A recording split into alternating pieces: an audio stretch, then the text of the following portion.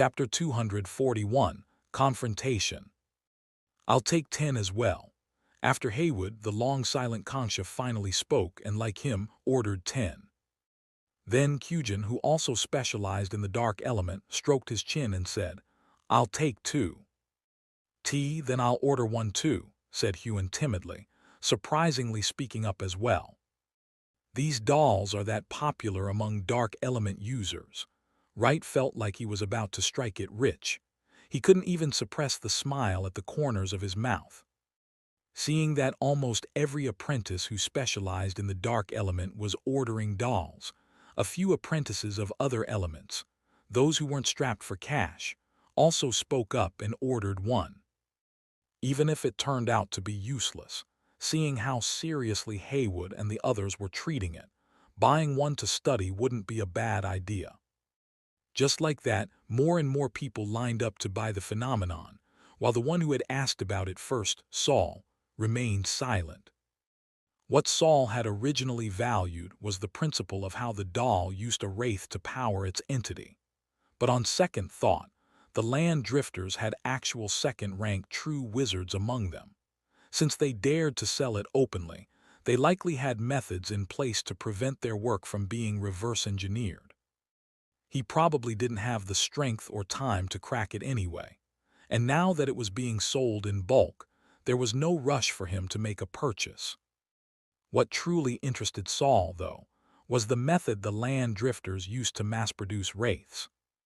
Although he also had a formation that could refine wraiths, it was far too inefficient and only worked on ordinary people. So if the opportunity arose, Saul actually wanted to try negotiating, not for the core technology of the doll, but for the mass production method of wraiths. After all, to rapidly enhance his mental power, he needed to keep devouring wraiths. And living in the Wizard Tower, the number of wraiths he could obtain was still too limited. He couldn't keep sneaking into the candle ducts to scavenge scraps. Otherwise, the first person to object would likely be Tower Master Gorsa. Still, even if the other party agreed to that deal, it would probably cost him a hefty sum. After weighing his options, Saul decided it was better to focus on his current research for now. After Wright, Kanksha's proposed trade once again shocked everyone. That woman actually brought up buying an elven artifact or any leads on 1. Combined with her earlier behavior at the door, everyone now looked at her like she was insane. At first, no one responded. Clearly, they didn't want to entertain her madness, but Kanksha refused to give up. She suddenly pulled a scroll from her sleeve, holding it between 2 fingers and flicked it out in front of everyone. A rare second-rank defensive scroll, capable of being solidified into the spiritual body. This time, quite a few people were tempted, the room once again filled with a buzz of whispered discussions. But there weren't many who could offer actual elven artifacts or leads. A few brought it up, but none of their offers satisfied Kanksha. Until the last person spoke. "I have an entrance key to a world-side, Elven Valley. The question is, do you dare take it?" It was Billy who spoke. He leaned forward with a dark expression, elbows resting on his knees. When he looked at people, it was always like they owed him 1,000 credits. "Billy," Haywood suddenly turned his head, "you're sending her to her death." But the only response Haywood got was Kanksha's eyeball pressing right up against the glass wall behind her. "My business is none of yours." Haywood turned to face her, his eyes just as cold. "I don't care whether you live or die, but don't forget, your life doesn't belong to you alone." His words seemed to carry a hidden meaning. Saul, watching them from the opposite side, squinted. Does Kanksha have some special value to Haywood, or maybe to Gorsa? At that moment, Saul even suspected that Haywood had come here specifically to prevent Kanksha from contacting anything related to elves. Billy and Kanksha seemed ready to ignore Haywood's interference and close the deal directly. But the moment Kanksha stood up, a shrill woman's laughter suddenly erupted from behind Haywood's head. The laugh was chillingly terrifying, like 100,000 needles stabbing directly into everyone's eardrums. Saul, like the other second-rank apprentices, immediately lowered his head and covered his ears. But when he looked down at his knees and opened his eyes, his gaze remained clear and unaffected. The laughter behind Haywood wasn't a sound wave attack. It was a dark element energy attack triggered by a sound wave. It specifically targeted mental strength. However, that kind of attack was completely ineffective against Saul's mental body. After a brief tremor, it even ended up getting absorbed. That Saul was unaffected didn't mean others were. Several third-rank apprentices stood up, glaring angrily at Haywood. Especially Jiro. Haywood, magic is forbidden during the exchange. If you can't follow the rules, then leave. At that point, the event's host, Laka, had recovered as well. He walked to the center of the room where the magic formation was set and spoke with a faint, chilly smile. "Senior Haywood, we all know how strong you are. No need to show it off here, right? After all, this exchange was Mentor Ann's idea, so we'd cause him less trouble. I, for one, don't want us to make such a mess that Mentor Ann's has to come clean it up himself." Billy also looked over with a dark expression, saying nothing. But from the look in his eyes, if Haywood insisted on stopping the trade, he was ready to break the rules and make a move. Facing so many strong and hostile opponents, Haywood knew that even if none of them individually surpassed him in strength, there was no way he could fight all of them at once. He leaned back in his chair, choosing to compromise. Coldly, he said to Kongsha, "Since you've chosen to give up, then no matter what happens from here on out, you'll bear the consequences yourself." The tense atmosphere gradually calmed. Seeing Haywood back down, the others had no reason to keep pushing. Saul even heard Jiro beside him click his tongue, seemingly bored that Haywood had given in so quickly. Thus, the deal between Kongsha and Billy was finalized. The actual exchange would take place privately after the event. Next in line was supposed to be Haywood, but he slouched back in his chair, clearly uninterested in speaking. Lockeye was sharp enough to skip him and move to the next person. What followed was a mix of message selling, skill selling, and item requests. But none of it particularly caught Saul's interest. Even though he didn't participate, he still picked up some surface-level information. For example, one apprentice mentioned that the neighboring duchies of Kema and Kinas were likely to have a localized conflict in the next year or two. Anyone who wanted to scavenge from the battlefield should contact him. As for what they'd be scavenging, everyone knew without needing to say. Saul's first reaction to this news was that hot-blooded, battle-maniac second-rank true wizard Kira must be going to war again. She was apparently now the Grand Duchess of Kema and the one truly in control. But since she only liked to fight, all the actual governance was left to her family. Soon, it was the last apprentice's turn. Kyujin stood up from his seat. He was already tall to begin with, and now he made everyone feel even smaller. "I have 10 shadow feathers." The moment Kyujin finished speaking, Saul heard a gasp from Huan, who was sitting one seat away. "That's exciting." Saul glanced sideways and saw Huan's eyes glowing. Shadow feathers could enhance perception of dark elements. Using a small amount had little effect, but if one had 10 at once, it could significantly boost the potential of an apprentice who was primarily trained in the dark element. Even for those who didn't major in dark, it was still a valuable dark element material. If the price was reasonable, Saul didn't mind making a move to get them. The problem was, he had just started his experiments, and his credits and magic crystal stash were running low. The mask he'd traded to Wright wouldn't be converted into spendable value until after the event. He wasn't sure whether Kyujin was willing to wait. But then Kyujin added a trade condition. "I'll only accept obsidian amber. If you don't have that, don't bother." Saul immediately raised an eyebrow. And right on cue, Jiro beside him gave a snide laugh. Heh, that's not setting a trade item, that's setting a trade partner. As he said this, he even shot Saul a glance. Chapter 242, Obsidian Amber and the Seed of Malice. Obsidian Amber is only available in the second warehouse. It was almost impossible for other apprentices to get their hands on it. While it wasn't one of those numbered items prohibited from unauthorized use, it was a byproduct of a numbered item. Number 89, Earth Element, the Queen of Quicksand Termites. An obsidian amber was an oil secreted by the Queen of Quicksand Termites. The device used to store number 89, both provided food to the Queen, and automatically collected her secreted oils.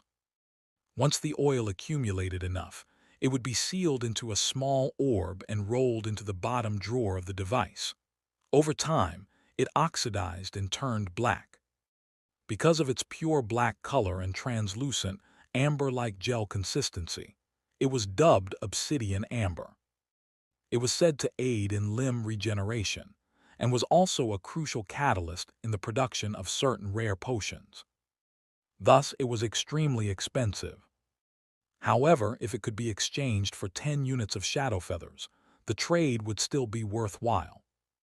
Saul slowly suppressed the surprise on his face, even crossing his arms and leaning back into his chair.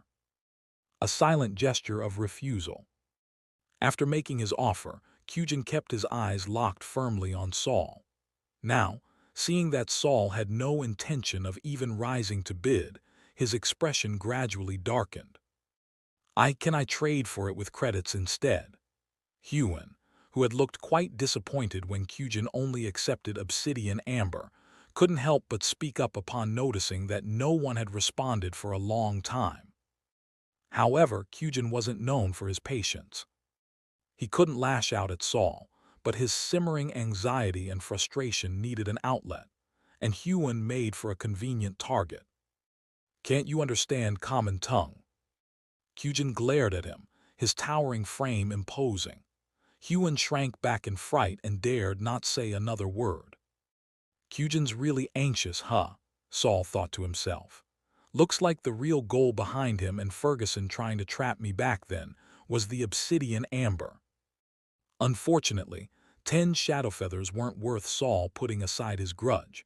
He wouldn't mind turning Kyujin's lower half into a pair of charred matchsticks.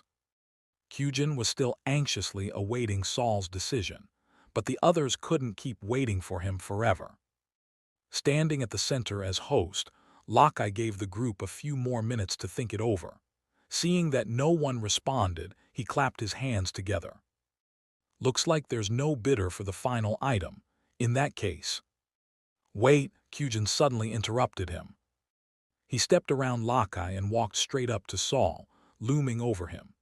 He looked like he was about to speak, but forced himself to hold back for a moment before finally saying, Huff, I'll offer the seed of malice I've cultivated for 3 years in exchange for the Obsidian Amber deal. Lakai, who had just been interrupted mid-sentence, rolled his eyes openly. He turned toward Saul, waiting for the latter's reply.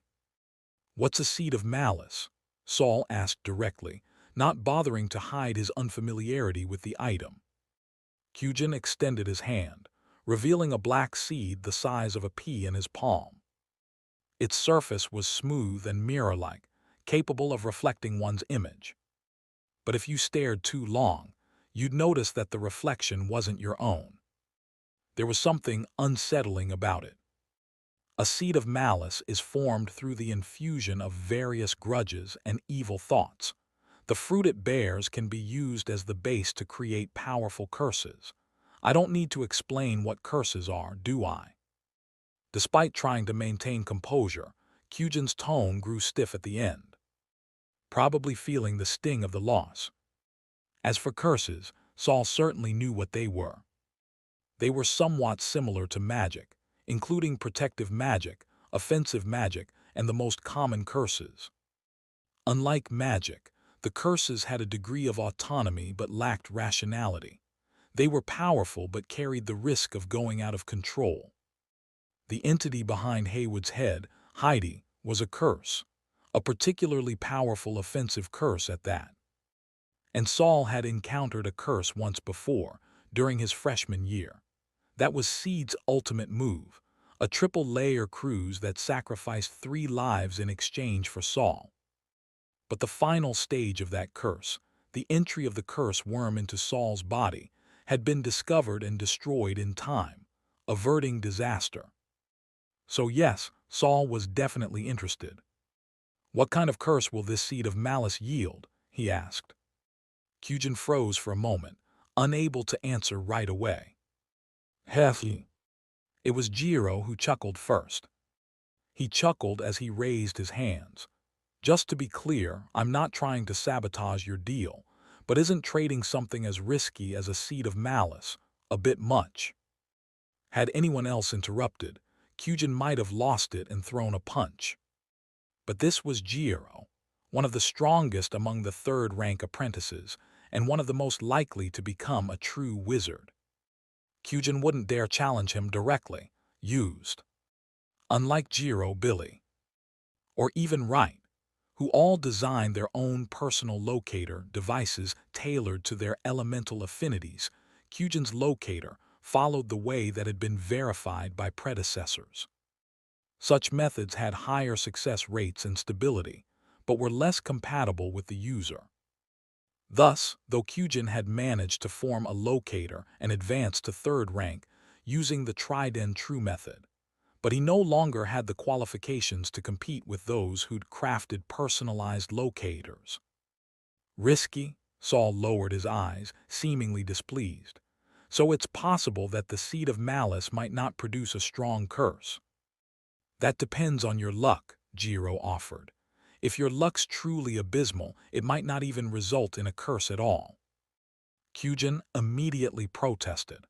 "Would I have spent 3 years raising this seed if it were low quality?" Jiro simply smiled, saying nothing more. At that moment, Saul spoke with certainty. "I'll accept this trade. Let's talk again after the exchange meeting ends." Kyujin was overjoyed and nearly handed Saul the seed right then and there. "You're quite the risk-taker," Jiro said, stroking his chin, but he didn't try to stop him. After Kyujin had walked away, Saul continued to stare ahead until the diary snapped shut and flew back to his left shoulder. Yes. The reason Saul had abruptly accepted the trade was because the diary had taken interest in that seed. July 22, year 316 of the lunar calendar, clear skies.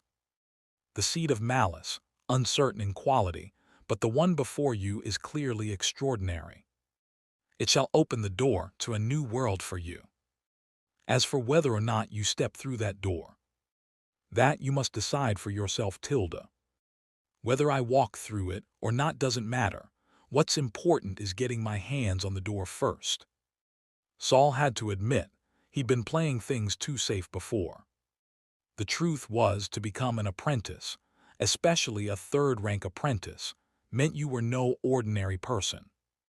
Even if their talents varied, each had their own methods and fortuitous encounters. These high-level exchange meetings, I could attend a few now and then. I'll just have to watch out for Lockye's real intentions, but if he wants to test me, I can just as well test him in return. Once Kyujin returned to his seat, Lockeye finally got the chance to finish what he had been trying to say. "All right, looks like today's exchange meeting has wrapped up nicely. I'll notify everyone 3 days before the next one. Let's hope we're all still alive by then."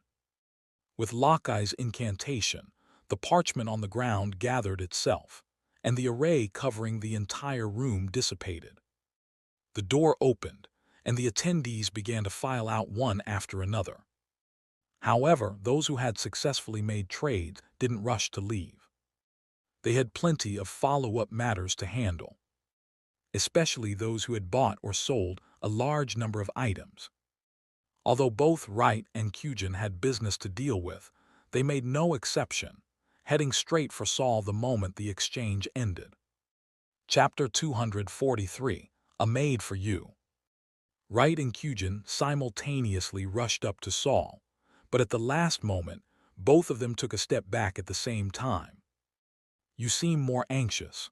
Go ahead and trade first, Wright said, gesturing politely like a gentleman. Kyujin hesitated for a second, then gave Wright a grateful nod. Wright smiled at Saul, then stepped back voluntarily, indicating he wouldn't eavesdrop on their deal. You and Ferguson were looking for me because of the obsidian amber, weren't you? Saul asked calmly. Kyujin's eyes widened in surprise, but after a moment of hesitation, he gritted his teeth and admitted it. That's right. Ferguson and I are suffering from the same condition. Only constant use of obsidian amber can keep us alive. We didn't mean to deceive you back then, it's just that it's better to grab hold of someone else's leverage rather than hand over your own life. Saul smiled faintly. Kyujin tensed, afraid Saul might be having second thoughts even now. But Saul still wanted Kyujin's seed of malice. This was just a way of airing out some of the secrets to ease past tensions. After all, who knew if Kyujin had more seeds of malice in his possession, or maybe even knew the source of them? With the diary in hand, Saul could take his time and pick and choose. A guaranteed profit. Tonight at 8, let's trade at the Bronze Gate on the first floor of the East Tower. How that? Kyujin held back his excitement and nodded vigorously. After Kyujin left, Wright waited a bit before stepping forward. Looking at Saul, he suddenly felt a little sheepish. About the money for the mask, I might need to wait until I complete the Shadow Leopard trade to pay you. No problem. I trust your credibility, Senior Wright. After all, you handed over that 100 credits pretty quickly back then too. Wright immediately remembered the moment he had to pay up that debt. It was painful and fast. He forced a smile. Then I'll come find you on the first floor of the East Tower in 3 days. By proactively offering to meet on Saul's turf, he was also giving Saul the upper hand. The title of Tower Master's student really is useful, Saul thought to himself, then nodded in agreement. I just bought this doll and I'm a little short on money. How about this? I'll give you the doll as a down payment. No, Saul refused instantly. Just look at that maid doll's outfit. Who knows what Wright has done with it? Wright's smile froze. He immediately realized what Saul was thinking. No, it's not like that. It's just a hobby, not a need. Wright rushed to explain, but Saul remained firm in his refusal. I have no doubts about your character, Senior Wright. No need for a down payment. With that, Saul gave him no chance to continue explaining and zipped off. Wright had just taken a step to follow him when the others, who had been waiting nearby, swarmed in and surrounded him. Wright, when will our orders be ready? How do you contact the land drifters? Can you share your connections? What? Saul had just reached the slope when someone called out to him. He turned to look. It was Lockeye. Grinning, Lockeye strolled over. So, what do you think? The Mutual Aid Society's not bad, right? Saul nodded. He wasn't just being polite. This exchange had been incredibly fruitful. Just obtaining that one seed of malice was the biggest win. Things that the diary gave a prompt for were rare. It also seemed the diary only gave prompts for things Saul could actually obtain. So while the Wizard Tower was filled with treasures, the diary wouldn't alert him to everything. After all, if he had no chance of acquiring it, the diary prompting him would only make him envious, maybe even shake his state of mind. Judging by Saul's expression, Lockeye could tell he was quite satisfied. I know you used to be prejudiced against the Mutual Aid Society. But the strong using the weak, that's the foundation of this world. People like you and Kelly who are gifted don't need to worry. You should start getting used to thinking from a higher perspective. I know you're close with Byron. He's a good guy but way too stubborn. His opinions aren't always right. I still hope you can keep thinking independently, hee. What Lockeye didn't know was that the moment he let out that hee, Saul instantly remembered the way Kelly had once been controlled to giggle, haha. A wave of disgust welled up from deep inside him. Still on the surface, Saul smiled and said, "Thank you for your guidance, Senior. If I have time in the future, I'll be sure to attend the exchange again. I hope you won't forget me then." "Forget you? I wouldn't forget you even if I forgot everyone else." Lockeye burst into hearty laughter. "Looking forward to your next visit." Bidding farewell, Saul walked alone down the slope of the East Tower, expressionless, already beginning to exude a certain presence. Especially with his light gray skin, he stood out from most of the apprentices. Combined with the aura of death that clung to him, he looked downright eerie and terrifying. When he reached the 10th floor, he happened to see a group of apprentices carrying bags or hugging thick books as they headed toward the lab. Most of them walked in twos or threes, clearly already forming cliques. But there was one person being very obviously excluded. No one came within 5 meters of him. He was slightly taller than the others and looked more mature, a bit more weathered. Saul turned his head slightly and recognized the unlucky outcast. It was George. Understandable. When Saul had first become an apprentice from a servant, he too had been ostracized by the other newbies for a while. Back then, Kelly had been the only one who'd study with him. But once he became top scorer on the first test, that isolation vanished overnight. Sir. Ever since that night, George, whose nerves had become extremely sensitive, immediately noticed the intense gaze locked on him. Cautiously, he looked up and saw Saul. Of course, he didn't recognize him right away. Saul had not only gotten taller, but grayer. Still, his facial features hadn't changed much.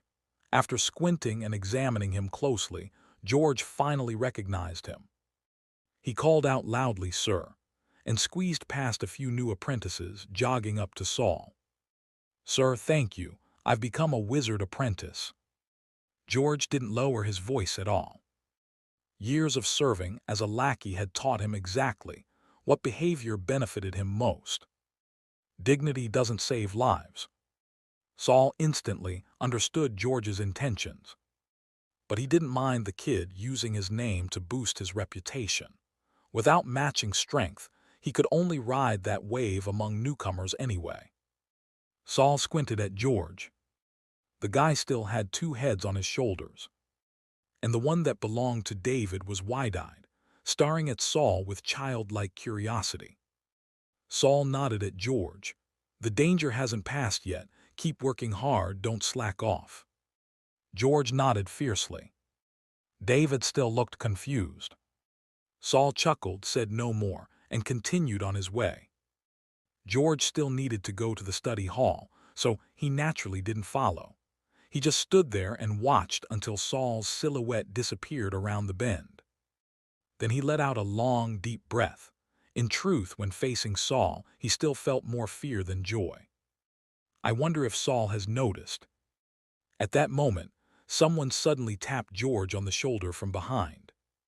He turned and saw Alan, the most gifted and talented of the new batch of apprentices. "George, I didn't quite understand a few parts of the magic language this morning.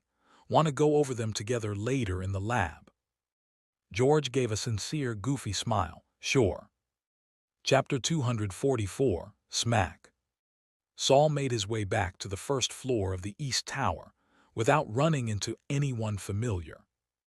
He returned smoothly to the second storeroom, confirming that there was still stock of obsidian amber, and seeing that it was still early, Saul sat back down at the lab bench and continued reading the book he hadn't finished that morning. How to Choose the Right Locator for You. The author, Barbara, believed that a wizard's locator was a means of self-control and restraint, so before selecting one should first understand oneself. However, this step proved difficult for Saul. Because of the missing memories from both his previous and current lives, Saul's sense of self was also incomplete. But he wasn't discouraged, nor did he intend to follow the book to the letter. At present, aside from the dead wizard's diary, he couldn't possibly choose any other magical item as his locator. First of all, after the experience at Ralph's Manor, Saul had already confirmed that the diary definitely had the ability to stabilize his consciousness. And with the diary shining like a gem, all other locators paled in comparison. So really, Saul didn't need to choose a locator at all. His locator had long since been determined. What he needed now was to find a direction and method to connect himself to the diary. How can I deepen the connection between the diary and myself? Saul unconsciously drew circles on the paper. Anything related to the diary could only be theorized in his mind. If I skip the first step, then right now, I should regard the diary and myself as a single entity. In other words, the diary is part of myself. Saying it out loud felt rather presumptuous, especially considering Saul couldn't even touch the diary at this point. Wait a minute, Saul's eyes suddenly widened. I have touched the diary before. In that cave in Hanging Hands Valley to defeat the Wraith Morden, Senior Byron helped me construct a metal realm. At that time, I even used the diary like a brick. But he also remembered that he couldn't open the diary then, and had been forced to rely solely on its physical properties. Maybe I should build a mental realm again. Although even if Senior Byron can help me construct it, having one's consciousness separated from the body is still very dangerous. I have to find a way to minimize the risk. Saul thought it through. Whenever he existed as pure consciousness, his emotional state became extremely cold, extremely extreme. Bloodthirsty, quick-tempered. Too easy to be corrupted. Maybe I can try stabilizing my own consciousness. Saul pounded his left fist into his right palm, having made up his mind. All right, tomorrow I'll go buy the ritual formation for building the mental realm from Senior Byron. As for stabilizing the consciousness, stabilizing the soul, I remember seeing relevant experimental records in the Tower Master's private library on the 19th floor. I can go check them out tomorrow too. Just as Saul had locked onto his next goal, Wright was also returning to his dorm, carrying his doll. Compared to everyone else's, Wright's dorm was unusually lively. As soon as the door was pushed open, several maids could be seen either sitting or standing inside. They were dressed in the same maid outfit as the doll in Wright's arms, but even more revealing. When they saw their master return, they immediately swarmed forward. Lord Wright. Master. Soft voices surrounded him from all sides, but Wright wasn't in the mood to respond to these adorable girls. Suppressing his voice, he tried to speak gently. I have business to attend to right now. You all should leave first. The girls exchanged glances. None of them showed any dissatisfaction, and obediently put on heavy cloaks and left Wright's dorm. Once the dorm door was closed, the doll in Wright's arms suddenly moved. She nimbly hopped to the floor, then turned around and smack! Slapped Wright across the face. You, Wright kept his voice low, eyes blazing with fury. Useless. The delicate female voice came from the doll's slightly parted lips. He rejected the gift and you're not going to explain. Who the hell have you touched? Though the doll's movements were slightly stiff, her way of speaking and train of thought were just like a living person. A bright red handprint appeared on Wright's face, but he just flexed his jaw and the mark vanished. Suppressing his anger and forcing his voice into calmness, he said, It's your fault the product lacked appeal. Don't blame me for failing to make the recommendation. And besides, you insisted on coming with me. It's no wonder he misunderstood. Even within the dorm, the two still communicated using message spells, wary of being overheard. The doll couldn't make subtle facial expressions, only her eyes spun rapidly.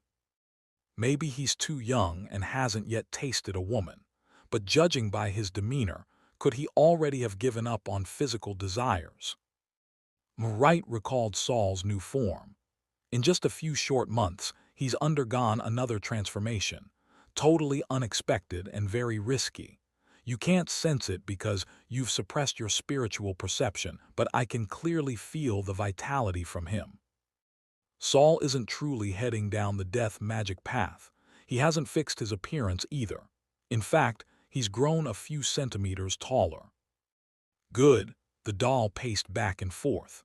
Then, once the other orders arrive, deliver another doll to him. He'll surely accept it this time, right? But Wright shook his head firmly. No, if we try to give him another doll before he asks for it himself, it'll definitely raise his suspicions.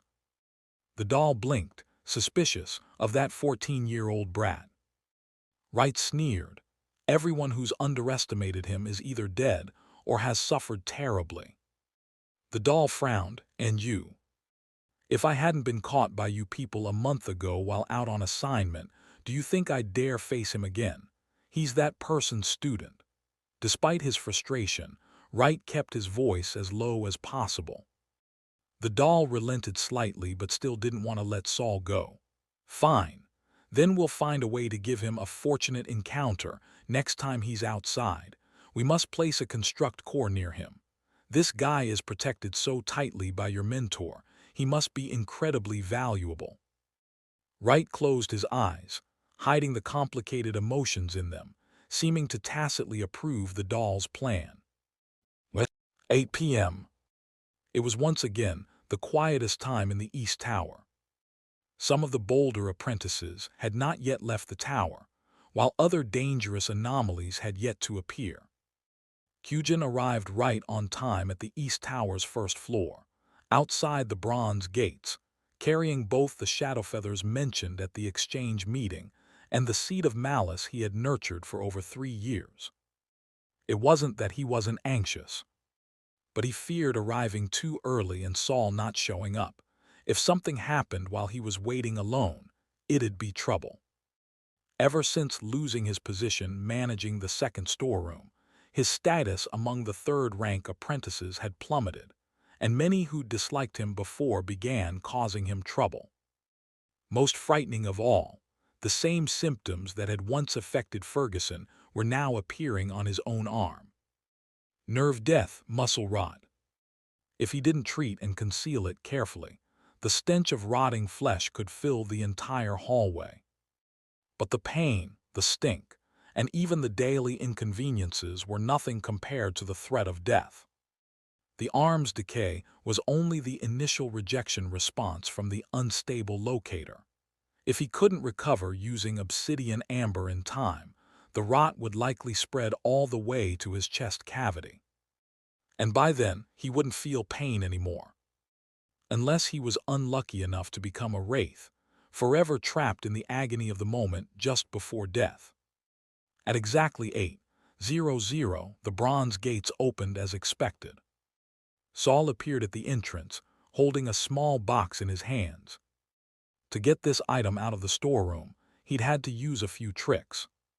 For a time, he'd been locked in the second storeroom. Whenever a task came up, he had to contact Kelly to deliver goods. Because of this, he had obtained the right to write with a transmission pen. Even now, the Tower Master hadn't revoked that privilege. So Saul carefully wrote Obsidian Amber on paper and successfully took the item out through the storeroom doors. If not for this authority, he might have had to rely on Kyujin to smuggle the item out instead. After all, Kyujin had smuggled things before. Outside the gate, Kyujin's eyes lit up as he stepped forward eagerly. "Let me see what you've got first," Saul said, raising a hand to block him, expecting Kyujin to show sincerity first. Kyujin wasn't in a position to argue. He had no choice but to comply, pulling out the 2 precious items from his robe and carefully handing them over to Saul. Saul accepted the 2 metal boxes and examined them closely. Materials related to dark elements were always stored in special containers of similar composition to prevent unintended mutations from external interference. Chapter 245, Spell Solidification. Saul first took out a shadow feather for inspection. Though the name sounded elegant, in truth, the shadow feather's appearance was nothing to write home about. The quill was thick and coarse, with 3 uneven rows of feathers along its shaft. The feathers were sparse, with gaps in between, almost as if someone had plucked it bald. Still, under Saul's mental probing, he could clearly sense the dense, dark elemental particles clinging to its surface. After checking just one feather, Saul tucked the box into his robes and opened the second metal container. This one was quite small. A gentle flick was enough to pop the lid open. Inside was the same black bean-like object, its smooth surface reflecting a human face. Once again, it was not Saul's face. This time, the face of a man contorted in agony emerged on the surface. But Saul paid the man's expression no mind. His gaze was focused on the diary.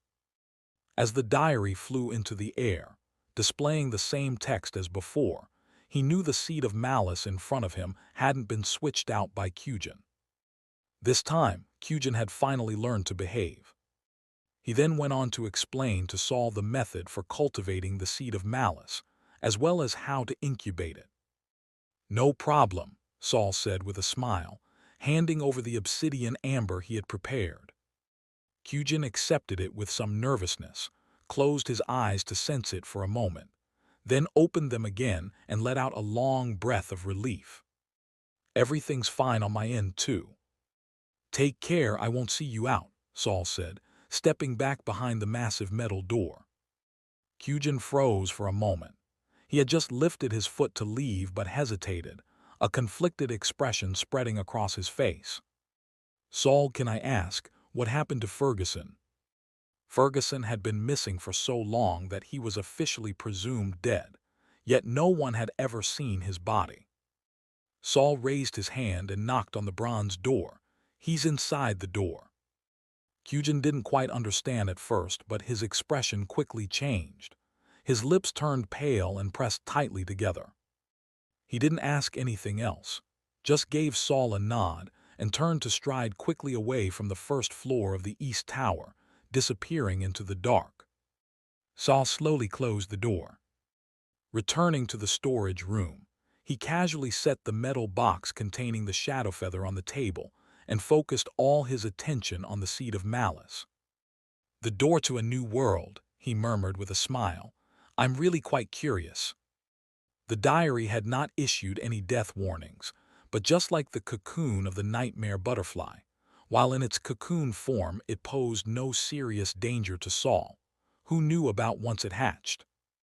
Following the instructions Cugin had given, Saul wiped away the unique mental imprint on the seed of malice and replaced it with his own.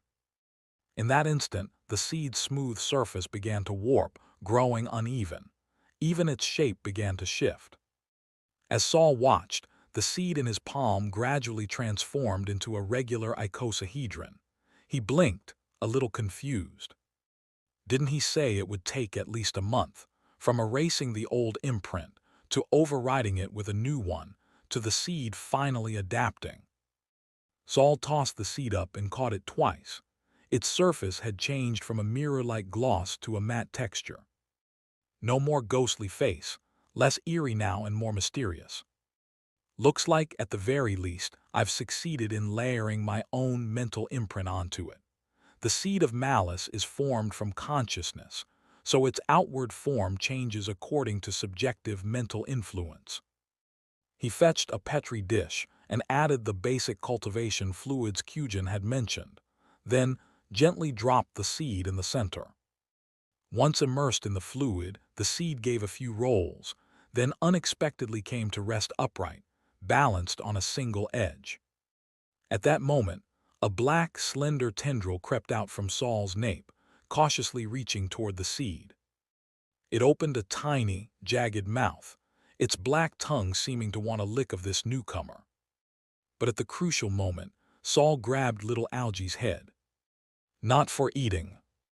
Watching little Algie's trembling tongue stuck between its own teeth, Saul chuckled and let go. Immediately, little Algie lifted its head. Pleru, pleru, pleru. It actually stuck its tongue out at Saul, only to yank it back before he could react. "This guy's getting more and more human-like," Saul said, amused. He placed the Petri dish on the shelf and returned to the long table. Tomorrow morning I'll look for Senior Byron. Hopefully he hasn't gone out yet.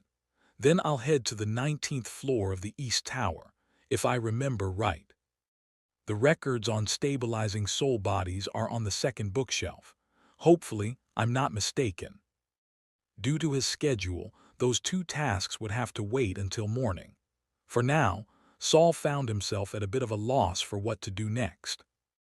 His gaze drifted around the storage room and eventually settled on the lead box holding the nightmare butterfly. But he quickly shook his head. Better wait until I finish the locator before checking that. With nothing else pressing, Saul decided to pull out soul armor and begin constructing it within his mental body. His mental body was currently extremely powerful, strong enough to construct at least 5 first-rank spells simultaneously. By contrast, a typical second-rank apprentice could only manage 2. This didn't mean Saul merely had twice the mental energy of others at his level. Each spell constructed within the mental body exponentially increased in difficulty. By that logic, Saul's mental strength was approximately 10 times that of an average second-rank apprentice. So far, he had only solidified one spell within his mental body, the Soul Borer spell he had used to advance to second rank. Due to the special circumstances at the time, that construction wasn't particularly ideal. And with various matters taking precedence, constructing soul armor had always been pushed down the list. Despite the outside world seeing him as one of the top second-rank apprentices, he had only ever solidified one first-rank spell. His progress had been delayed. Now that he had some breathing room, Saul finally had the time to dive into research. Constructing spells within the mental body was a form of spell solidification. Spell solidification could be done in enchanted items, scrolls such as parchment, or directly within the mental body. Once solidified, spells could be cast almost instantly. This was one of the most common techniques for a wizard, and often their most critical life-saving trump card.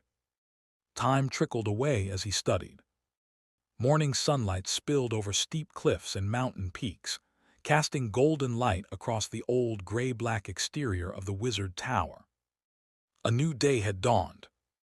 Saul rubbed his slightly sore eyes. He'd accidentally pulled another all-nighter. Only just now had he meditated for half an hour for some brief recovery. A glance at the time. It was already 6 a.m., just right to go find Senior Byron before he left and avoid a wasted trip. But just as Saul lifted himself off the chair, a long unused messaging pen flew out of its holder and landed on the white parchment he'd long since laid out. "Oh, work's come in." There was no helping it. He walked over and looked down at the message the pen had written. Just 3 ordinary items," he murmured, stroking his chin. His eyes finally landed on the name signed at the bottom, Mentor Ann's. He had just attended an exchange meeting yesterday, hosted by Ann's student Loki, and now today, Ann's was summoning him. Could these two things be connected somehow? Regardless, Saul moved into action. Whether or not the two events were related, the task had to be completed. Ann's hadn't requested many items, and with little Algie enthusiastically helping, Saul soon wheeled the cart out of the second storage room. On his way out, he unexpectedly ran into Haywood, who had just exited the first storage room. Haywood didn't look well, possibly still upset about Concha's stubbornness the previous day. But when he saw Saul, he still managed a smile. "Morning, looks like your all-nighter really paid off." Saul instinctively rubbed under his eyes, then remembered he couldn't get dark circles anymore. He looked back in confusion. How could you tell? Chapter 246, Severed Finger. Mental form. Haywood kept both hands hidden beneath his cloak. There was a steady pulse emanating from the back of his head, but before it could even graze Saul's mental radiation, he cautiously withdrew it. "Your mental strength is powerful, yes, but don't forget to rest. A wizard isn't a machine after all." "Understood. Thank you." Saul didn't know how Haywood had discerned the state of his mental form, but considering how strange the man's eyes were, he wasn't surprised he could pull it off. "You haven't read that book I gave you yet, have you?" He was referring to the book about the nightmare butterfly. Before Saul could answer, Haywood continued on his own. "Well, I suppose it's too early for you to study it anyway. Let me remind you again. You're holding onto a cocoon. You must constantly monitor the integrity of its seal." By the time he finished speaking, the two of them had reached the bronze gate. With both hands empty, Haywood naturally stepped forward to push the door open. But the moment Saul saw the hands that stretched out from beneath the cloak, his eyes tightened sharply. The hands Haywood extended were pitch black and covered in scales, completely different from what they'd been yesterday. Thick, razor-sharp nails scraped across the bronze doors with a high-pitched screech. Only one door of the bronze pair opened, and Haywood was the first to walk through, never bothering to explain the condition of his hands. Maybe he didn't look pale yesterday because of the events that happened. Saul instinctively felt that Haywood's hands weren't the result of some body modification experiment. More like temporary grafts for short-term use. But what situation would require someone to sever their original arms? An accident in an experiment or a punishment? For some reason, an image of Gorsa's gentle silver eyes suddenly surged into Saul's mind, sending a chill down his spine. The cart rattled along the sloping path of the East Tower, and before long, he arrived outside Mentor Ann's quarters. This seemed to be Saul's first time receiving a task that led him to Ann's, which really showed how lazy Mentor Ann's usually was. He stopped the cart and stepped up to knock on the door. But before his hand could touch it, the door automatically slid open sideways. Just like an elevator. Saul pushed the cart inside and was greeted by a narrow corridor, barely wide enough to accommodate the cart. On either side of the passage were small rooms. Each room had a large pane of glass on its door, allowing one to clearly see inside. To Saul's surprise, nearly every room contained 2 or 3 apprentices. As he continued forward, he realized that Ann's large chamber had been subdivided into more than 20 small rooms, meaning there were at least 40 people working here. No wonder Locke was so desperate to recruit new apprentices. Otherwise, there wouldn't be enough for Ann's to order around. Saul pushed the cart all the way to the end of the hallway. There stood the only room without a window. This must be Mentor Ann's room, Saul thought, preparing to knock, when someone came out. He looked up. It was Cugin. The burly man was crying. Saul suddenly felt a little uneasy.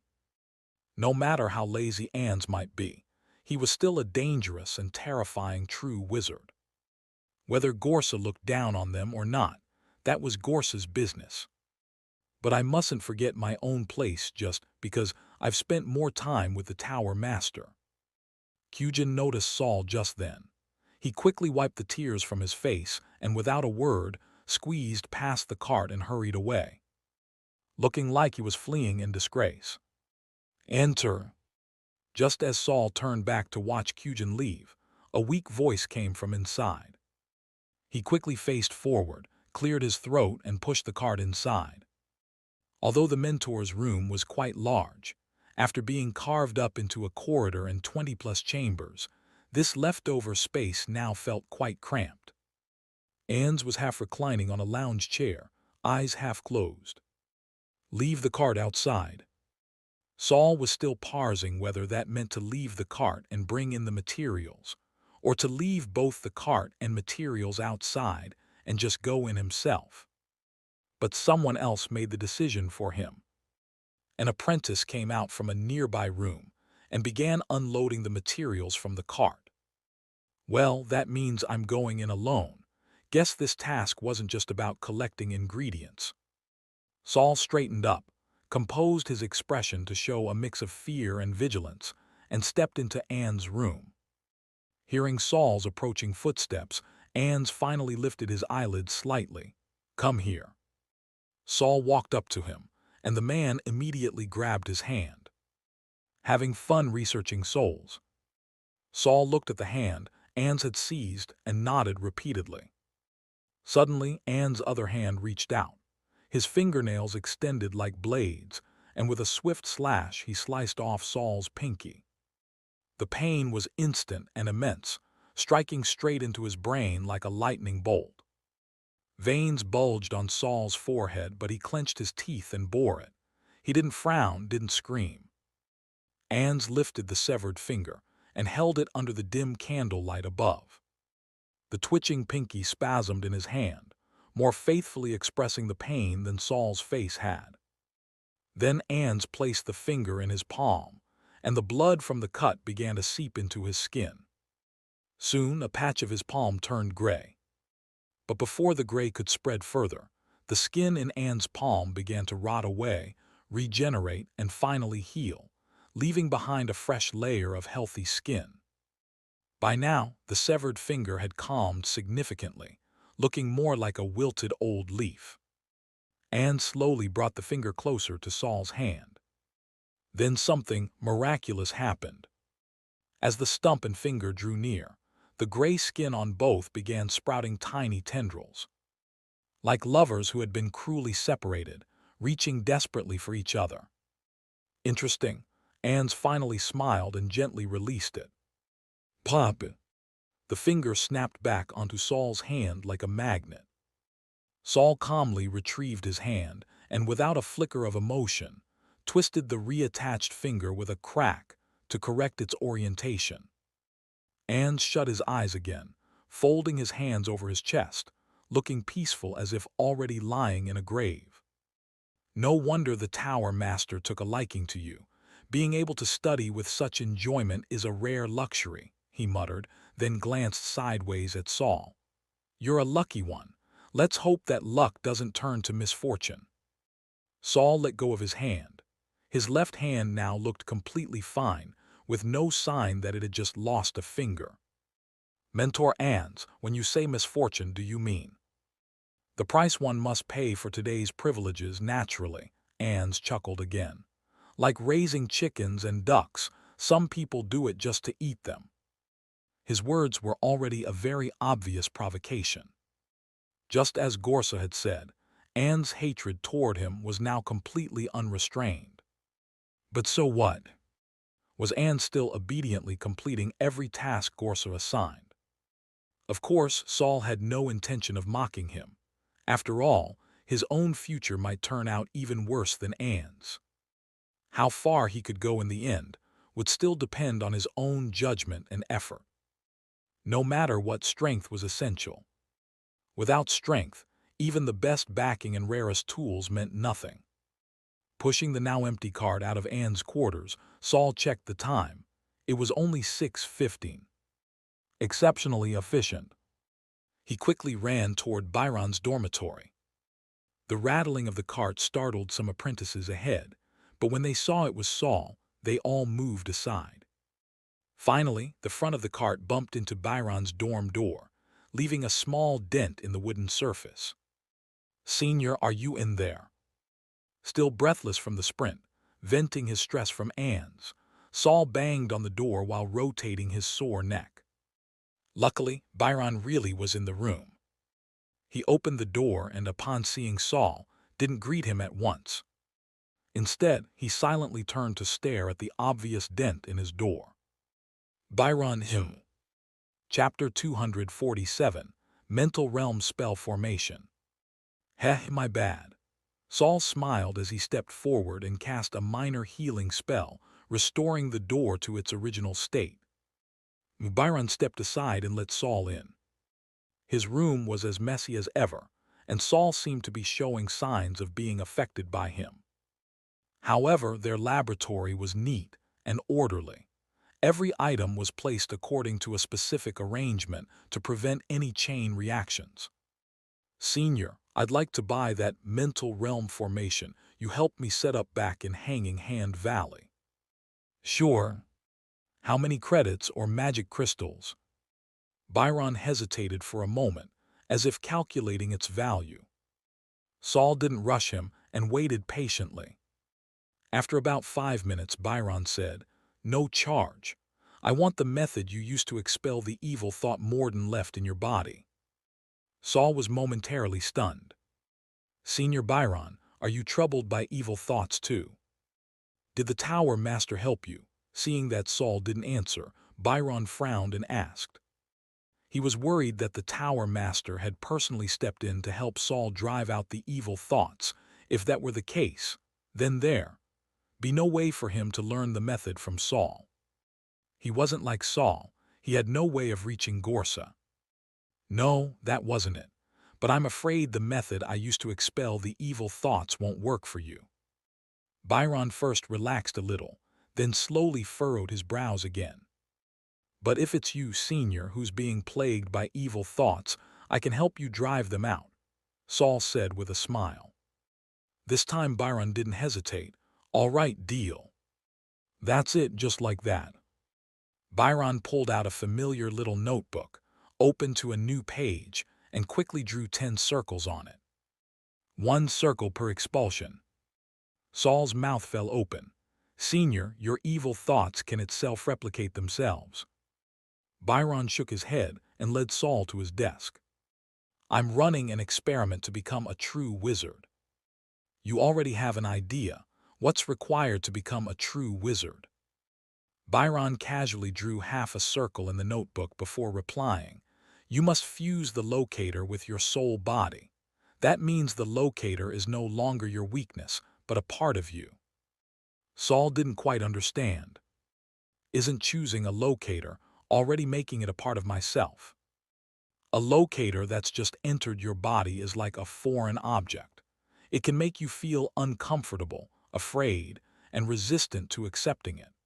Only when your will fully embraces its existence and recognizes it as part of yourself can you break the barrier and become a third-rank apprentice."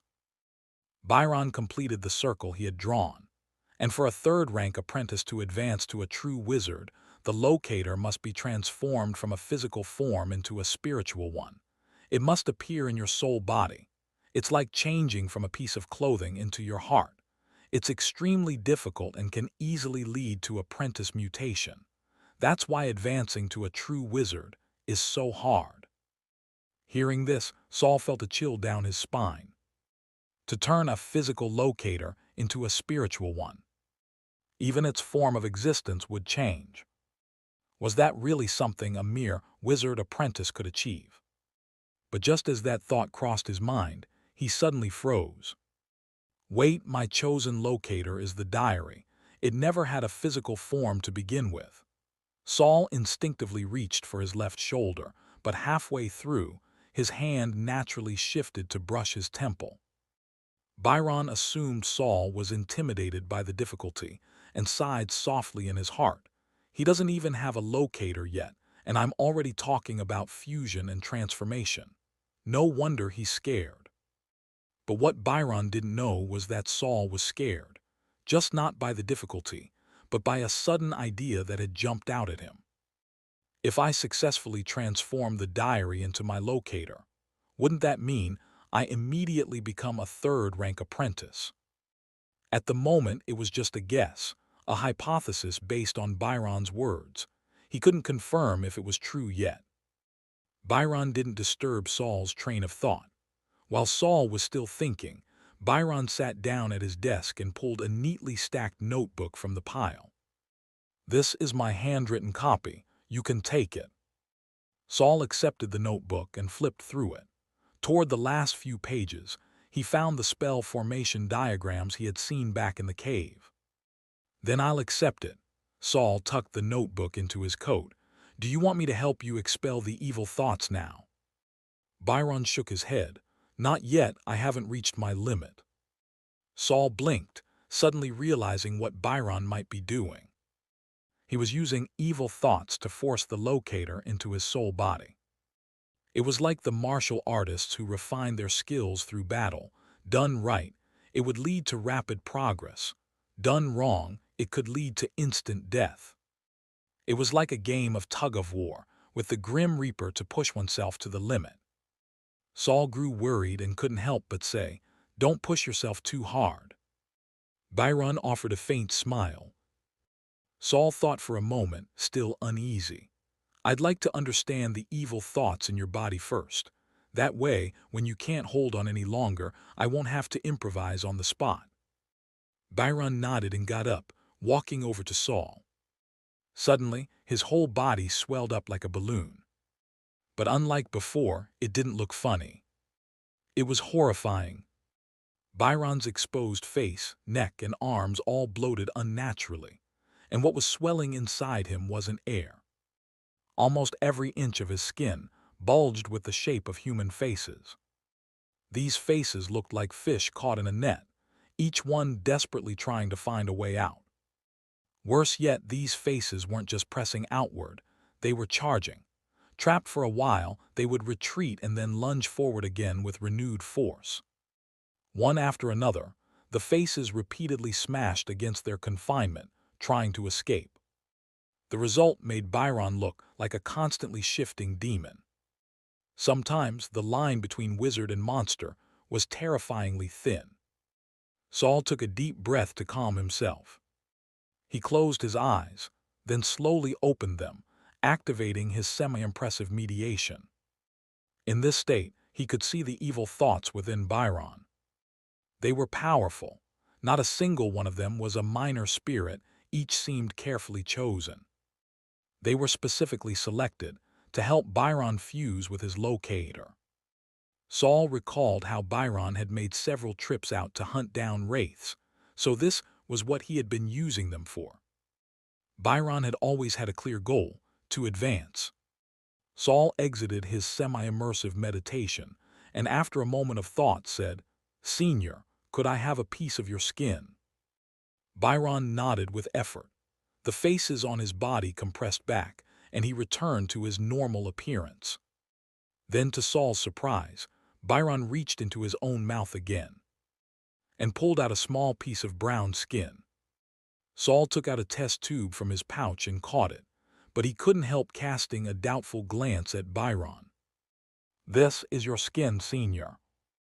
Byron nodded. Saul glanced at Byron's pallid, sun-deprived complexion, then back at the brownish scrap in the test tube. Senior Byron hadn't peeled that off some internal organ, had he? Chapter 248, A Slight Anomaly. Saul detected traces of soul resin properties in the bit of skin tissue provided by Byron. However, it could only hold a small amount of soul fragments, and storing them wasn't its primary function. Within it, Saul noticed faint signs of the plastic bone formula. Byron must have borrowed the formula Saul once gave him. After examining Byron's body, Saul had a clear idea of the situation. If Byron ever failed to suppress the evil thought inside him, Saul was fully capable of handling it. Though all those wraiths Byron had spent so long collecting would end up benefiting Saul. He successfully obtained the formation for constructing a mental realm, but to actually deploy, it would still require considerable preparation. 3 days later, Saul was rummaging through old notes in the private library of the 19th floor tower master. Luckily, he soon found the soul stabilization experiment that he'd only skimmed through before. He immediately sat down on the floor and began reading.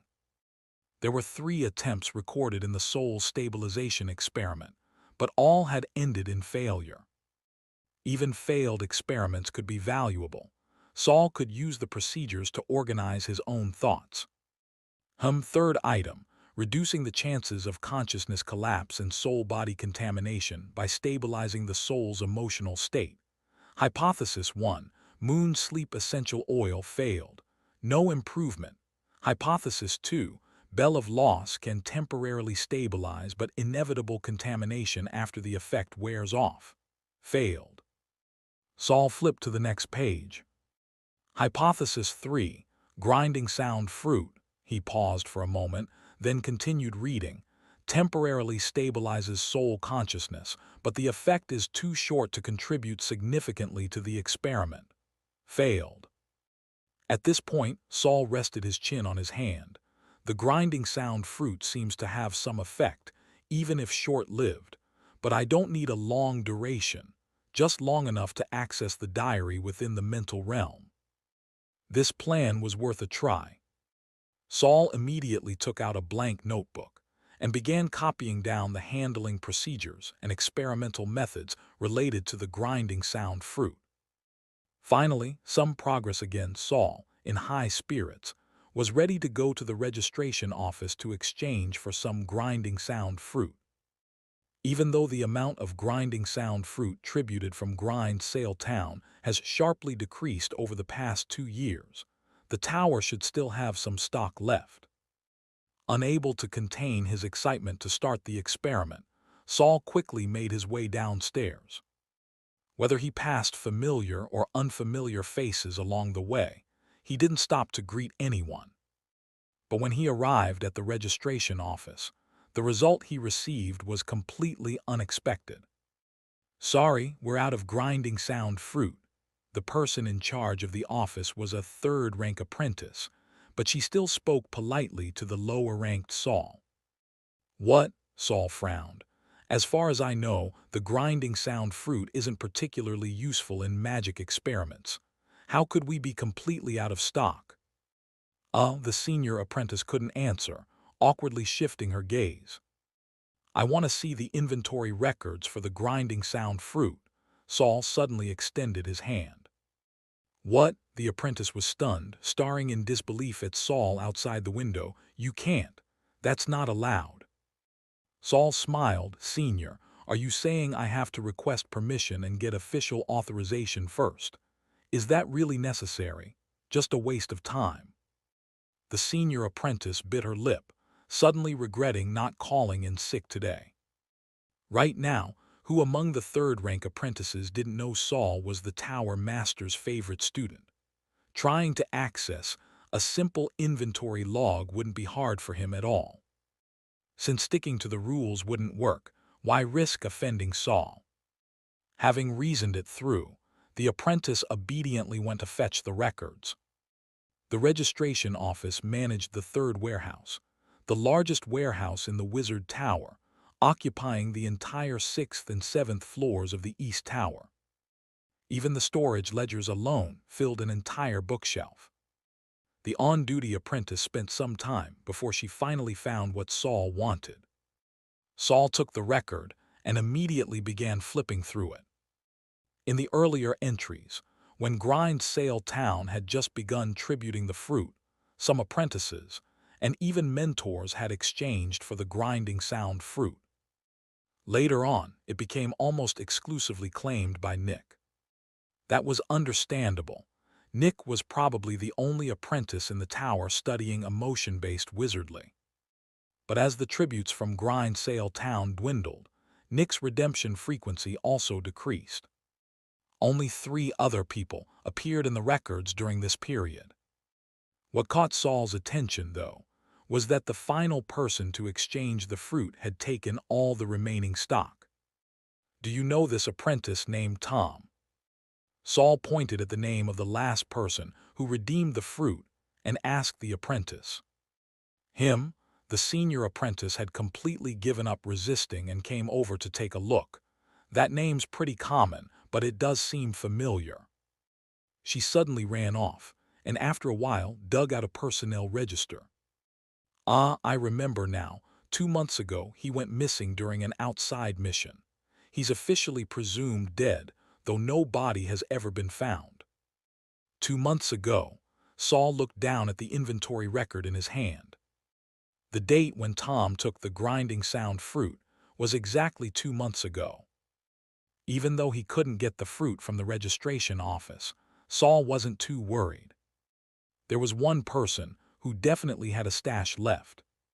Knock, knock, knock. Saul rapped on Nick's door. Ever since they returned from Hanging Hands Valley, he'd only seen Nick once or twice. Then he heard Nick had locked himself in his room and hadn't come out since. Perhaps he'd encountered some kind of problem. If Nick didn't have any either, Saul would have no choice but to apply for a trip outside the tower and check if there were any leftover grinding sound fruits in Grind Sail Town. Though the barbarians had invaded last time, it was unlikely they destroyed all the fruit. For the sake of continuing to receive protection from the Wizard Tower, the town should have resumed trying to cultivate the fruit. Especially that first-rank wandering apprentice who showed up last with soldiers. He seemed like a reasonable man. He'd likely stay behind with those soldiers to help rebuild the town. Of course, the best-case scenario would be if Nick still had some grinding sound fruit. Saul raised his hand again to knock. But just then, Nick's door creaked open a sliver, revealing a bloodshot eye. "Senior Nick." Saul was shocked.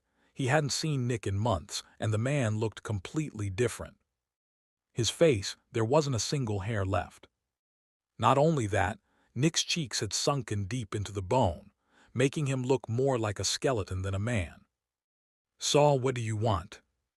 "I'd like to purchase something from you." "What?" Saul glanced around. There was no one nearby, but he still felt it was inappropriate to mention the grinding sound fruit aloud. "Nothing too rare, but something with particular significance to you." Nick's crimson eyes stared fixedly at Saul for a few seconds. Then he widened the door gap and allowed him in. As soon as Saul stepped in, Nick shut the door tightly behind him, then even took out a special kind of sealing tape and sealed the cracks around the door. "Senior Nick, what happened to you?" Up close, Nick looked even more terrifying than when Saul saw him through the door gap. If through the door, Saul had thought he resembled a skeleton, then now, with Nick standing fully before him, it was clear. He was a skeleton, only barely held together by the scraps of memory that still lingered in his flesh. Chapter 249, Replicating the Magic Formation. Nick was not in a good state. Saul gave him another once-over. Nick didn't have a single hair left on his body. His already oversized cloak looked like it could lift him into the air like a kite. Bloodshot eyes trembled now and then, as if trying to avoid Saul's gaze. To go further, there's always a price to pay. Nick tried to sound casual, but his entire being was radiating tension. "Need my help?" Saul asked. Nick only shook his head. "What did you come here for?" "Well, do you still have any grinding sound fruit left? I need some for an experiment and wanted to buy a few." Nick's pupils abruptly shrank and he shook his head instinctively. "None left. What do you need it for? It can only stabilize emotions temporarily. Not much use." "I just need it for its temporary calming effects," Saul replied. Back in the registry room, he had already sensed that someone might be hiding something about the grinding sound fruit. And judging by Nick's reaction now, he clearly knew something too. Saul hadn't planned on getting involved in these murky waters, but if the grinding sound fruit could truly help him stabilize his soul and enter the mental realm, then it was part of his advancement path. Even if he knew there were traps ahead, he'd still charge through them. Nick's eyes darted around constantly, as if caught in a deep inner struggle. Saul was certain Nick still had grinding sound fruit. What he wasn't sure about now was whether this mentally unstable Nick would be willing to share. Would he reject him out of fear of entangling interests? Just then, Nick suddenly ducked down and crawled under a cabinet, reaching in with considerable effort. Saul waited nearby. After a moment, he heard a crisp crack. Nick stood up looking a bit disheveled. He had moved too fast, and when he reached under the cabinet, he scraped his arm hard against the underside. When he pulled his arm back out, a fresh red mark was already there. Beads of blood slowly gathered and then began to trickle down. But Nick seemed completely unaware of the injury. All he cared about was stuffing a flat wooden plank into Saul's hands. "Here, take it, all of it, just don't come back." Saul took the board in astonishment. feeling a heavy weight in his hands that clearly didn't match the size of the wood. He looked up at Nick. "What do you want in return? Credits, magic crystals, other materials?" But Nick kept shaking his head. "I don't want anything, just take it. Don't say I gave it to you. I won't admit to it." His bony hand pressed against Saul's shoulder, pushing him toward the door. Saul didn't resist. He could tell something was seriously off with Nick's mental state, but Nick clearly had no intention of explaining anything. Nick yanked open the door that had been sealed shut with duct tape and shoved Saul outside. "I don't need your kindness. You'd best worry about yourself," he said coldly the moment the door opened. Nick kept pushing Saul until he was all the way out, and even after the door slammed shut between them, cutting off their eye contact, he didn't say another word. Saul stood in the hallway for a while, holding the wooden plank, stunned. He didn't move until someone passed by at the other end of the corridor. He tucked the plank under his robe and walked back to his dorm as if nothing had happened. The weight of the board under his robe felt like he was carrying a person. If the grinding sound fruit really was useless to Nick, then why did he go out of his way to disguise it as a wooden plank and hide it under a cabinet? Back at the dorm, Saul locked the door before finally pulling out the plank that held the fruit. With a gentle twist of his hands, the wood cracked open. A crisp snap. The plank was hollow inside, and through the split he could see gray fruit shaped like a flute. There were 6 of them lined up inside. Saul took out 2 and almost instinctively hid the remaining 4. "Nick's anxiety must have rubbed off on me," he muttered, tucking the 2 grinding sound fruits into his sleeve. Just then there was a sudden knock at the door. Saul stood up immediately, instinctively tightening his sleeves. "Who is it?" "Me." No need to guess, it was Kelly. Saul went to open the door. Outside stood Kelly, still wearing her metal mask. That mask looked even thicker than before. "Are you living in the second storage room now?" "I've been busy lately. Want to come in for a bit?" Saul tried to invite her in, but Kelly shook her head. "I need to go comfort my mentor. I heard the sound of your door closing and came to check." "Comfort mentor Guido? What happened to him?" "Well, his latest poison experiment got unraveled by his dear student Billy. It bruised his ego." "Oh, right, since you're always full of ideas.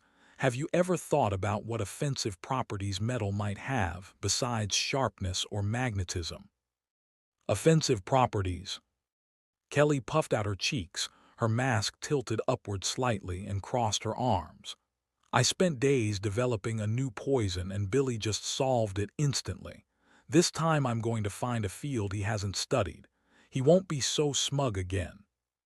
So it was all about pride and rivalry. But really, could Billy's perpetually grim face even pull off a smug expression? "I've never studied metal element wizardly," Saul said with a shrug.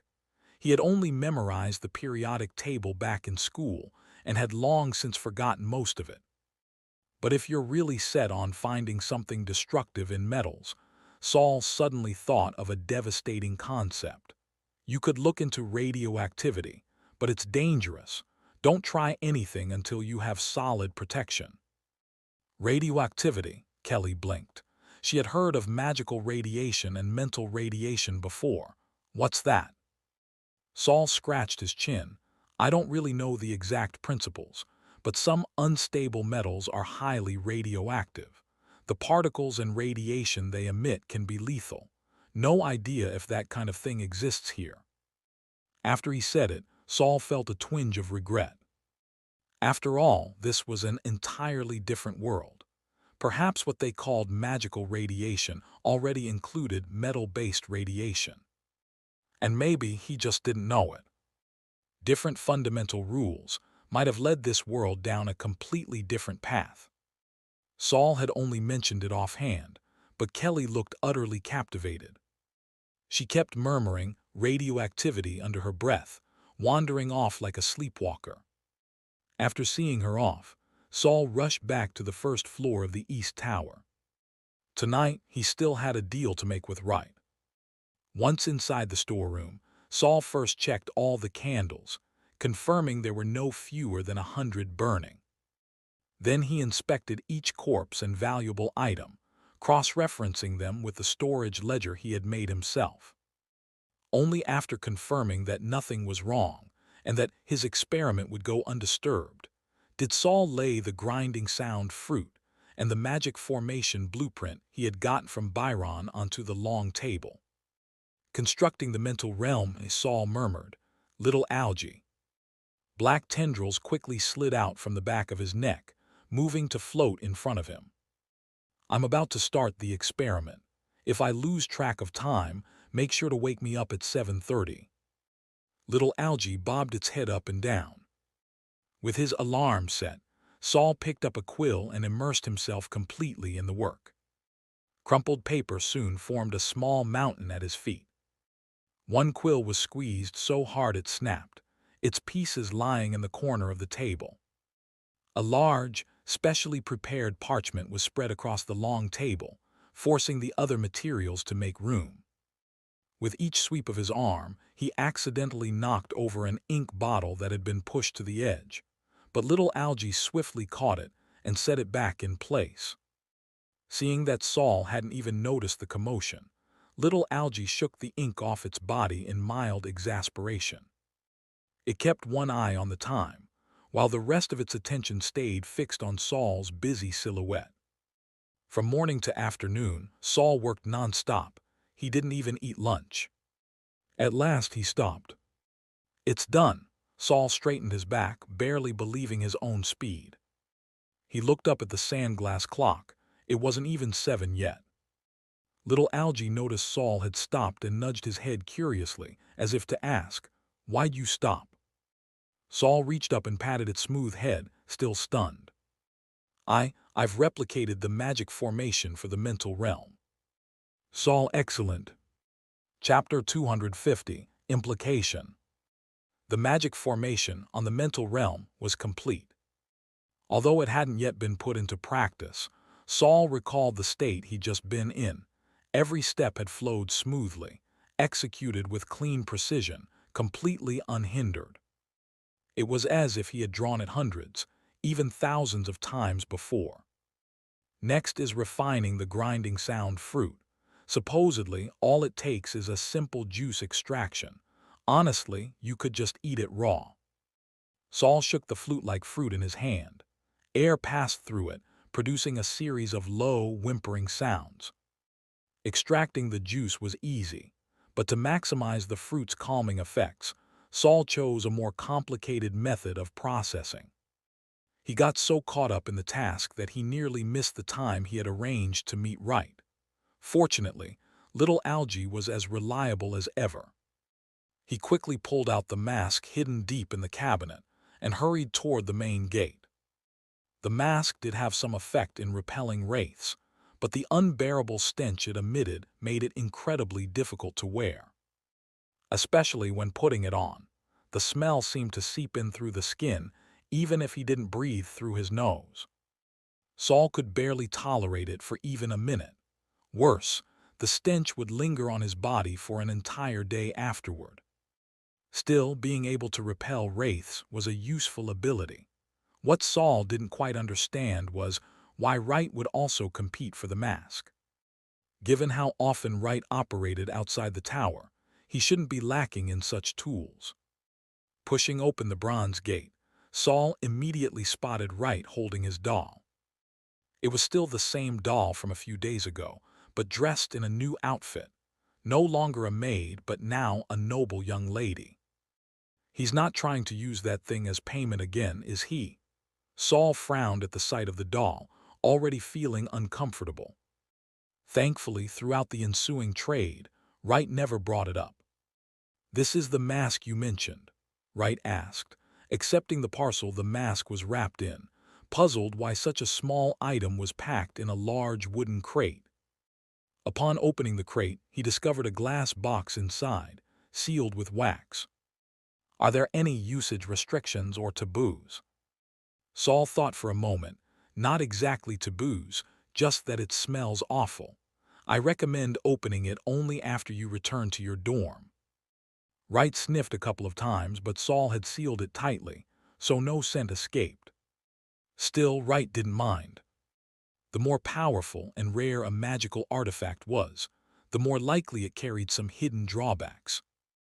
Just like how people must brave unknown dangers to become wizards, magical tools often came with their own forbidden aspects. Wright didn't open the box to check, he trusted Saul. With their exchange complete, Saul, eager to return and continue his experiments, took the initiative to say goodbye. But just before he left, Wright extended an invitation to venture out again. When will we go out on a mission again? I still miss our adventure in Hanging Hands Valley, Wright said, rubbing his nose. Really? Saul chuckled. Do you miss the head monster or the wraiths? Wright gave an awkward laugh. Haha, well, the process was a bit dangerous, but we were lucky to survive. Plus, we came back with a 3-masted ship and 6 living prisoners. Who wouldn't envy that kind of haul? We'll go if we get the chance, Saul said casually, retreating behind the bronze doors.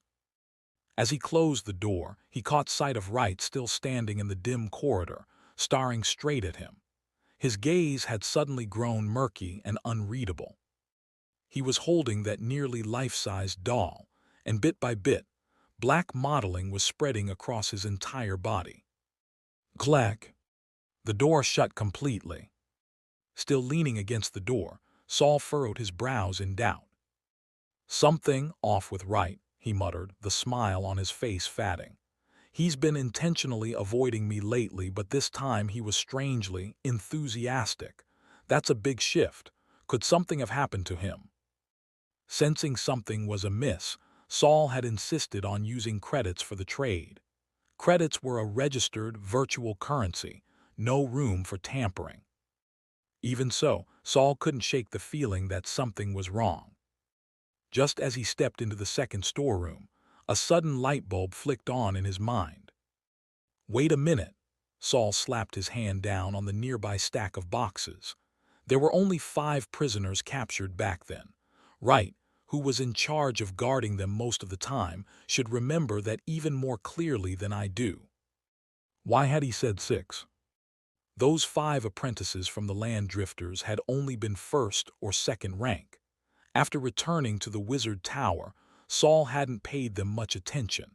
He'd only heard that the Land Drifters never came to ransom them, and that several of them had died not long after.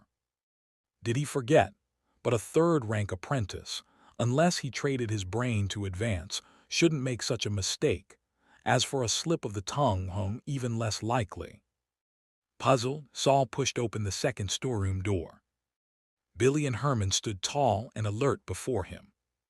6 people, there's 1 extra. A cold shiver raced down Saul's spine. Was it a mistake? Or has someone infiltrated the Wizard Tower? Was Wright secretly passing me a message? 5 minutes later. So you suspect someone from the Land Drifters has entered the Wizard Tower? Yura's black silhouette sat on Saul's long table, legs swinging casually. It's just a suspicion. Maybe I'm overthinking it. But if someone has snuck in, they might have already taken control of Wright. That's probably why he tried to hint at me. After careful consideration, Saul decided to report to Tower Master Gorsa. After all, Gorsa had once said that external dangers were the Wizard Towers to handle. The Land Drifters were backed by a powerful 2nd-rank wizard. There was no way Saul could save Wright on his own. And the fact that Wright had chosen such a subtle way to relay the message likely meant he was hopping Saul's backer. Gorsa would step in. If it were just a 3rd-rank apprentice in danger, the Tower Master might not care. But now that the enemy had infiltrated the tower itself, there was no way Gorsa would sit idly by. What Saul hadn't expected, though, was that it was Gorsa who appeared in the storeroom, but Yura. Still, Saul didn't show the slightest hint of disappointment. How interesting. They actually managed to reach into the Wizard Tower. Yura seemed completely unbothered by Saul's report, even a little excited, like a child spotting an ice cream truck. "I'll go check it out." She started toward the door. Saul quickly stopped her. "You're just going to barge in like that. Shouldn't we inform the tower master first?" Yura slipped past Saul's arm, leaving a hole in her black silhouette. She looked down at it in mild surprise.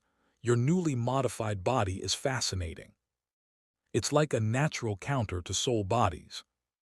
Still, though she said that, she didn't seem the least bit afraid. In fact, as she spoke, the black silhouette automatically filled itself back in. Back when Saul touched the library administrator Agu, his body hadn't absorbed the man outright. He still had to use his soul tendrils to devour. Compared to wraiths, Yura's shadow form seemed even less stable, but her spiritual energy was massive. She didn't care about that kind of loss. Clearly, the Tower Master had put a lot of effort into her. "Gorsa patrols every night. He's busy. I'll go instead." With that, Yura melted into the ground beneath her. After she rushed off to stir up trouble, Saul knelt down and touched the floor where she had vanished. It was still solid and hard, leaving no trace of magical waves or spiritual residue. Yura seemed able to slip effortlessly through the wizard tower's interlayers, completely unafraid of whatever dangers might lurk there. Did that mean she was part of those interlayers herself? Chapter 251, The Diary in Hand. After Yura left, Saul returned to the long table and picked up the message pen to write a few more lines. He recounted the entire incident, from Wright's call for help to Yura heading out alone. Setting the pen down, his eyes flickered. That night, unsure whether Yura might suddenly return, Saul decided not to activate the mental realm's magic formation. Instead, he chose the more reliable route of regular magic study. But even after 2 days passed, there was still no word of anything unusual on Wright's end, nor had the Tower Master specifically come looking for him. Everything was calm, as if nothing had ever happened. During these past days, however, something else began weighing on Saul's mind. The seed of malice had sprouted. Once it started sprouting, full incubation would only take another day or two. The hatching process was progressing much faster than Kujin had predicted. Now the only question was, what kind of curse would hatch? What would its function be? Still, since the diary had shown an interest in the seed of malice, the resulting fruit should likely come with some form of explanation from diary. Little Algie was quite fascinated by the seed of malice.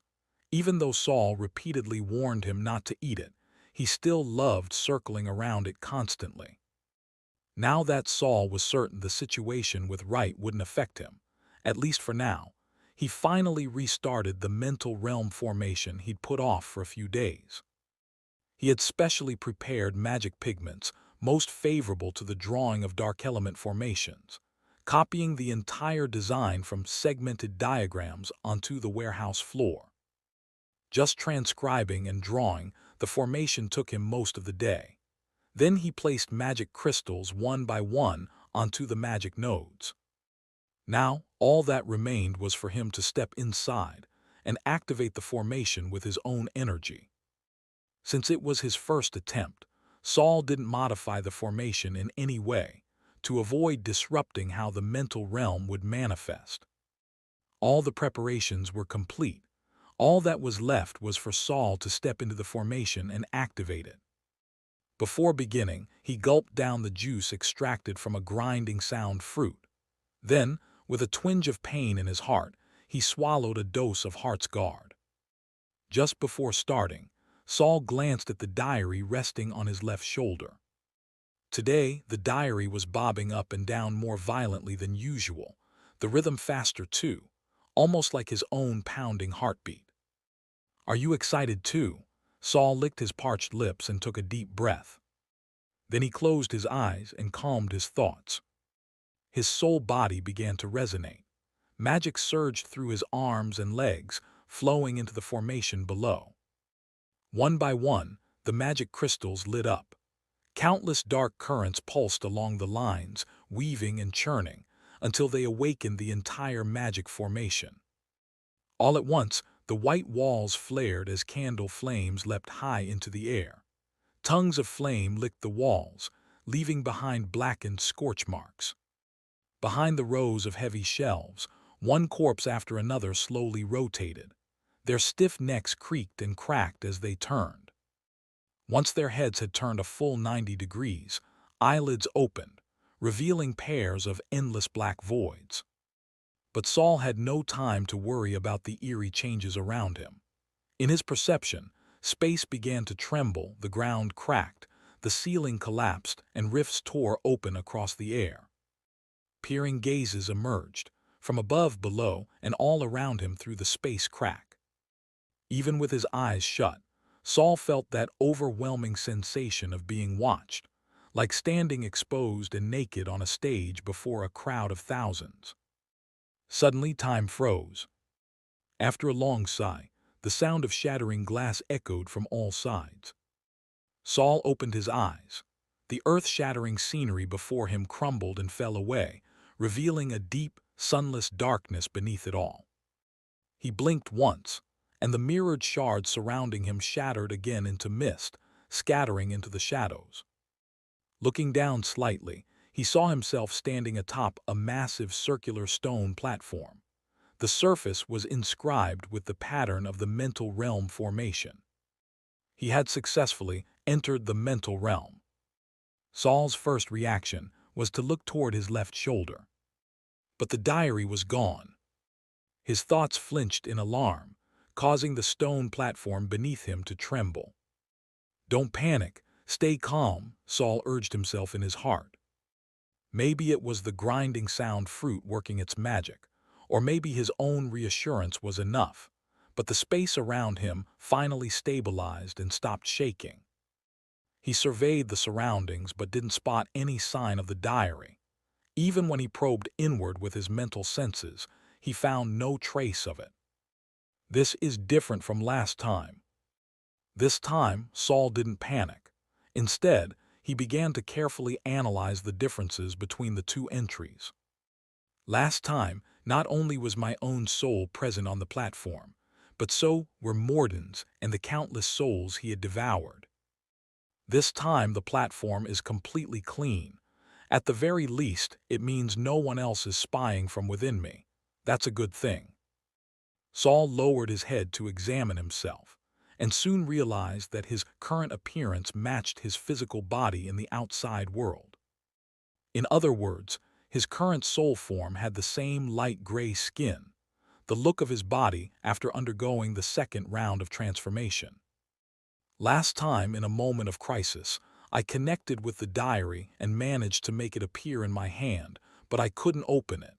I could only use it as a brick. So I never really gained control over the diary back then. That's why I couldn't truly connect with it or use it to anchor myself. Then what am I still lacking? Although Saul could try to repeat the process from last time and retrieve the diary again. Somehow, he had the distinct feeling that if he did, it would still just be a brick in his hand. I'm not in a rush to fight anyway, so I'll keep experimenting. He began to shift his thinking. Out there, I can easily control the diary, flip to any black page, even view that mysterious golden one. There's no reason I should lose access just by entering my mental realm. The diary is something I control through my mind. So now, is it that the diary doesn't recognize this version of my soul? Saul had a vague sense that he was close to grasping the answer. He looked down at his hands, waves of thought churning in his mind. The mental realm is shaped by consciousness. Everything I see is filtered through my own perception, but my perception isn't always 100% accurate.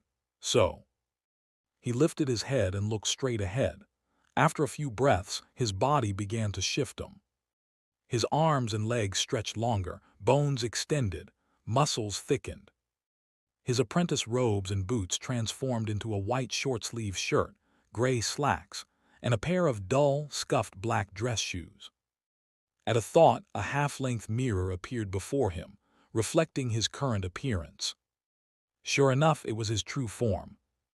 That same young man who had just graduated, full of ambition, eager to rise in the world and become a winner in life. So this is the version of myself I truly identify with, Saul said with a wry smile at his reflection in the mirror. Not the one who spent over a decade grinding away, only to remain mediocre, a salted fish who flopped and stayed salted. So what I feared back then when facing the Wraith's bookshelf wasn't myself. It was that ordinary, unremarkable failure of me. But not anymore. Saul stretched out his hand and grasped a hard-covered, dark red book from the seemingly empty air. On the cover, 6 embossed letters glowed faintly, Dead Wizard's Diary. He drew his arm back, resting the spine of the book on his index, middle, and ring fingers, while his thumb gently flipped open the cover. It was easy, as effortless as brushing aside a girl's soft hair. If this version of me, this shape and mindset, can access the diary, then that means the Dead Wizard's Diary was never some inheritance I got from this body. It chose me from the beginning. If one ignored the trembling corners of Saul's mouth from sheer excitement, then with the diary in hand, standing tall and composed, he truly had the look of a master, a profound and confident. Chapter 252, The Second Golden Page. However, Saul's smug smile didn't last long. As he gently flipped open the title page, and unsurprisingly saw the first golden page again, a slight frown crept onto his face. This golden page still isn't reacting. Am I just not capable of controlling it yet? Saul tried several methods, but the golden page gave no response whatsoever. Forget it. Let's take a look at the pages behind it, see if there are any other changes in the mental realm. He decided to check the section with the white pages. When the diary first appeared before him, it had opened directly to the middle, where words began to appear. Saul had never seen the pages before that. He was a bit curious. If the earlier white pages also had content, could they perhaps record the experiences of the diary's previous owner? But when he gently flipped past the first page, his eyes, full of curiosity and reverence, suddenly froze in place. Another golden page. Saul stared blankly at the newly appeared second page. He was certain that, after seeing the first golden page, since he couldn't figure out its use at the time, he had turned to check out the newly obtained half-black page instead. During that flip, the page following the golden one had clearly been an ordinary white page. So where did this second golden page come from, and when did it appear in the diary?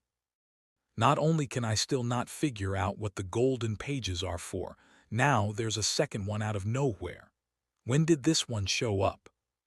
He closed his eyes, trying to recall his recent use of the diary. I hadn't been paying close attention to the diary's pages lately, so maybe this second one appeared a while ago and I just didn't notice. But the golden page is so mysterious, it can't have just appeared on its own. Saul tried to recall the scene when he first encountered the golden page.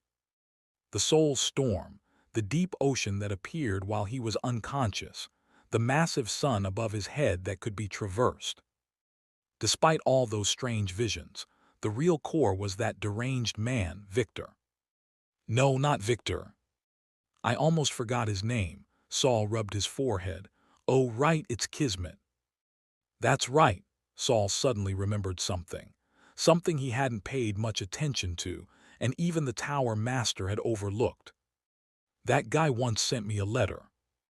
That clouded, cryptic letter had completely vanished after Saul read it. The appearance of the first golden page was definitely related to Kismet. This second one probably is too. Saul thought it very likely that the second golden page was also Kismet's doing. After I got the first golden page, that guy's attitude seemed to shift a little. With this suspicion, Saul immediately began recalling details related to Kismet. So that letter he sent afterward wasn't just to provoke me. If he really sent the second page, then he probably knows about the diary's existence. I still know far too little about him. It's best not to make contact for now. Even though the second page might have come from Kismet, Saul still couldn't be sure of the man's intentions. But thinking of how the guy always orchestrated deaths through the hands of others, Saul knew he had to be careful. Who knew what kind of hidden scheme might be behind this gift? Setting aside Kismet's possible motives for now, Saul continued examining the two golden pages. He gently tugged at them. The texture was the same as when he'd first touched them on the ocean's surface, smooth and tender like a baby's skin. But no matter how hard Saul tried, he couldn't leave a single mark on the pages. And the binding between the pages and the diary was flawless, as if the diary had always included these two golden sheets. I've got absolutely no clue, but come to think of it, even though this thing is called a diary, all the writing appears on its own. I never wrote a word myself. If someday I could write on it, then wouldn't I be able to control people's life and death? Saul began daydreaming a little to soothe his frustration. Dead Wizard's Diary. Is it because I'm not a dead wizard yet, or am I just missing a pen that can leave a mark on it? He shook his head and finally gave up. He flipped the page again. The next one was indeed a white page. Even though the golden pages were clearly more valuable than white ones, they also meant uncontrollability and more unexpected developments. The following white page really did have words on it. And these were words Saul had never seen appear before during any of his page turning. Maybe the diary had deliberately hidden them from him before. But strangely, Saul couldn't recognize a single one of these characters. Still, from the layout and formatting, it looked just like the diary entries he had seen before. He flipped through the pages quickly. Most of the text that followed was also unreadable. More than that, some of the characters looked very strange, and when he stared at them, he'd faintly feel like people were walking around nearby. But when he stopped reading and looked up, those walking figures disappeared. Saul lowered his head again. This time, instead of staring at the white page characters, he flipped through them rapidly. Roughly every few pages, the diary's script would change. If each type of script corresponded to a past diary owner, then this diary had passed through quite a few hands. Not only that, but Saul also noticed the last page of each script section always had just a very short sentence. Strangely, when he looked at those short sentences, he could somehow guess their meaning instinctively. You are dead. Looks like the past owners of the Dead Wizard's Diary didn't exactly meet good ends. Finally, he flipped to the first page of his own entries. This Dead Wizard Diary had set Saul on a new path, but it had also dragged him into deeper entanglements. He kept flipping and flipping. Something to be proud of at least. So far, the combined number of pages used by the previous owners doesn't even match mine. Did none of them run experiments, or were they not even wizards to begin with? He turned to the very last page. It was the diary's warning about the seed of malice.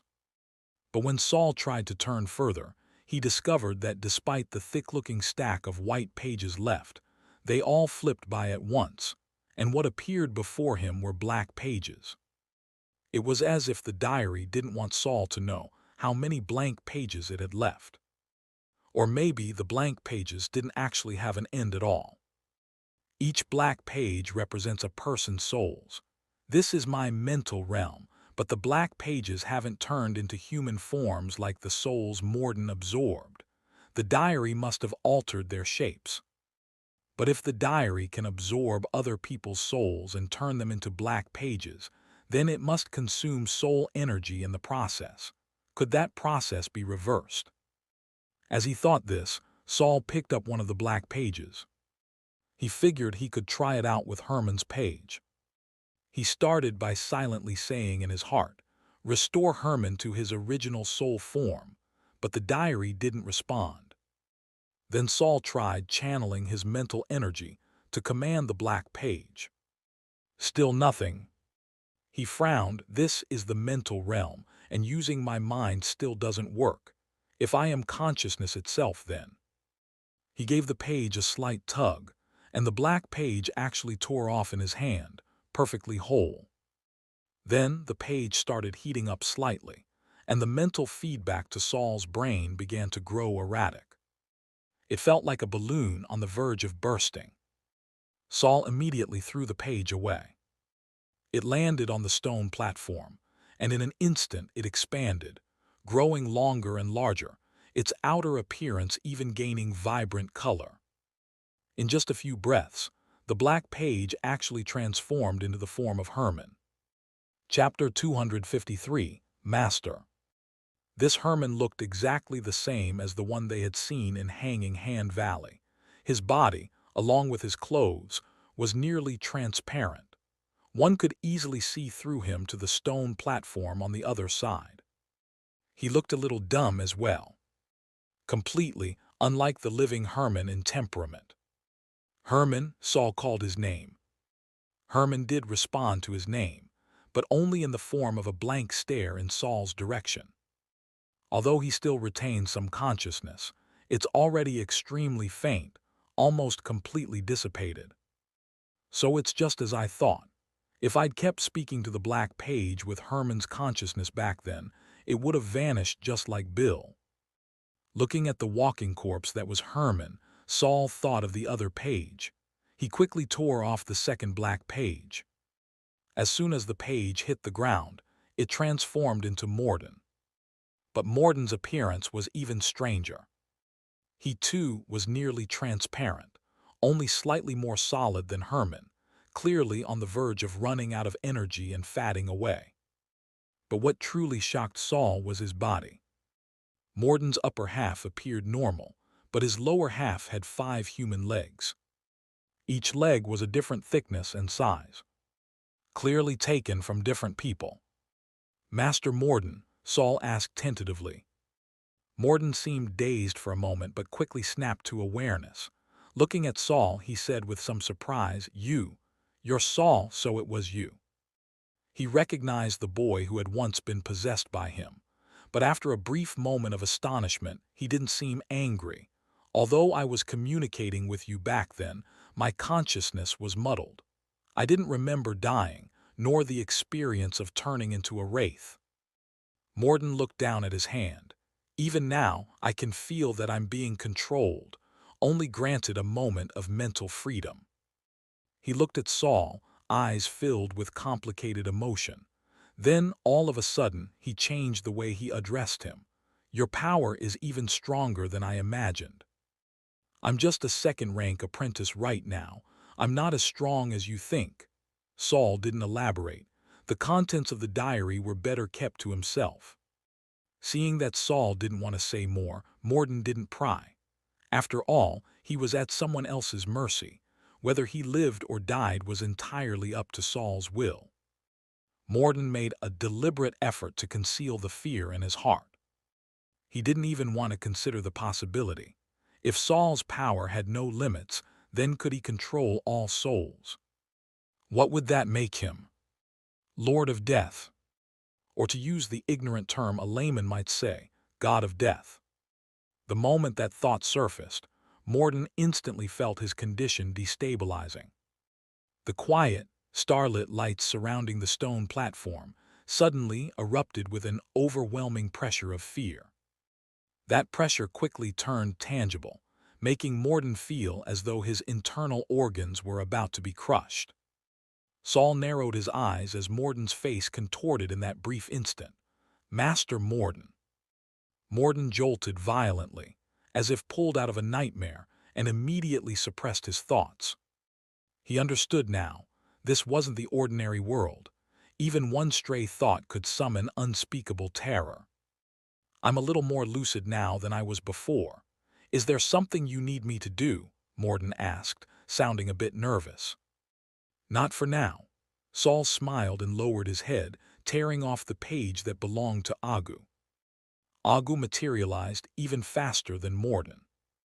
The clearer their consciousness, the faster they manifest, Saul mentally concluded. Once Agu appeared, he didn't speak immediately. Instead, he cautiously surveyed his surroundings. Looking at the enormous stone platform beneath his feet, the pitch-black void and the light sources that resembled stars within it, he couldn't hide his astonishment. Is this the world's side? The world's side, Saul's heart stirred. He'd heard Billy mention that term before as well, but that had seemed to be related to the elves. Hearing Saul's voice, Agu turned at once and bowed respectfully. "Forgive my rudeness, master." He had noticed that his own body was semi-transparent, while Saul's appeared fully solid and lifelike. As a second-rank wizard with centuries of life experience, and once a long-time librarian for the Gorsa family, he instantly understood his current situation. He didn't even dare entertain thoughts of rebellion, despite his temporary mobility. Because he knew all too well, sometimes the more freedom one appeared to have, the tighter the invisible shackles became. When Agu saw the five-legged old man beside Saul, he immediately grew wary and moved in front of Saul, positioning himself closer than Morden. "Master, are these the soul bodies you've subdued?" "Master," Saul hadn't said a word yet, but Morden was the first to respond. "Indeed, I too should be calling you master." He didn't care about the disparity in strength between them, and respectfully bowed his head.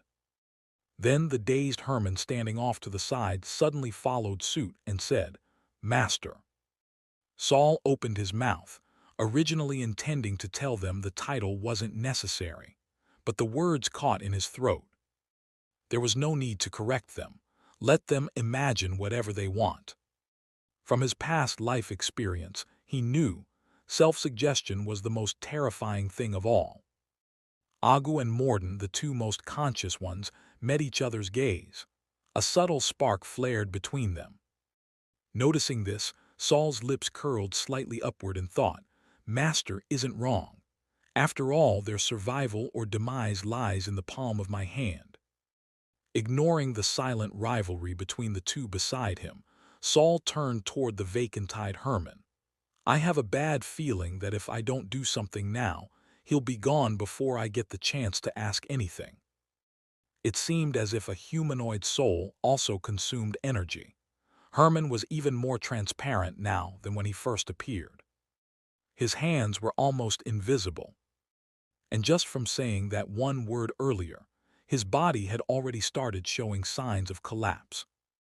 In the mental realm, once an awareness body ran out of energy, it would disintegrate into snow-like fragments, either drifting into the endless starry void or being absorbed into the diary. Let's see if I can help Herman replenish his energy. He can be the test subject. I won't feel bad if he disappears. Saul walked toward Herman. The two soul bodies behind him quickly followed. It did look quite a bit like a master's procession now. Standing in front of Herman, Saul raised his right hand. "In this mental realm, my actions directly reflect my mental intentions, so if I want to transmit energy to Herman, then I just do it." His right hand suddenly softened and deformed. Within the blink of an eye, it transformed into an octopus tentacle. But the dazed Herman, upon seeing Saul's tentacle, turned deathly pale, despite being translucent. And his entire body trembled violently. His instinctive fear made Saul stop immediately. "This isn't right." Saul retracted the tentacle. "In my mind, tentacles are used for devouring. If I make contact with Herman like this, I might end up eating him by default." He needed another method. If I can transform into an octopus for accelerated absorption, then I should be able to take on other forms for energy transmission. But what form represents giving energy to others? It has to align with my understanding, otherwise I might get a mismatched effect. Saul's first thought was a battery or generator, but those devices were too complex in structure. He couldn't transform into them with imagination alone. providing energy to someone else, saving Herman, Saul fell into thought. Behind him, both Agu and Morden looked at the soon-to-vanish Herman with anxious expressions, not daring to interrupt Saul's train of thought. Suddenly, Saul flung out his arm, and when he extended it again, the end had turned into a syringe. Inside the syringe shimmered flecks of starlight, swirling like snowflakes in the wind. The needle point had contracted into a fine, slender tip.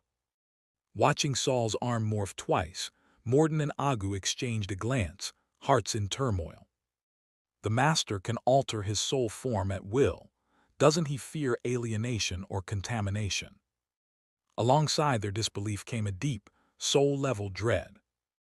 Agu glanced curiously at Morden's five-legged lower half, but Morden only offered a bitter smile and shook his head, indicating that his case was entirely different.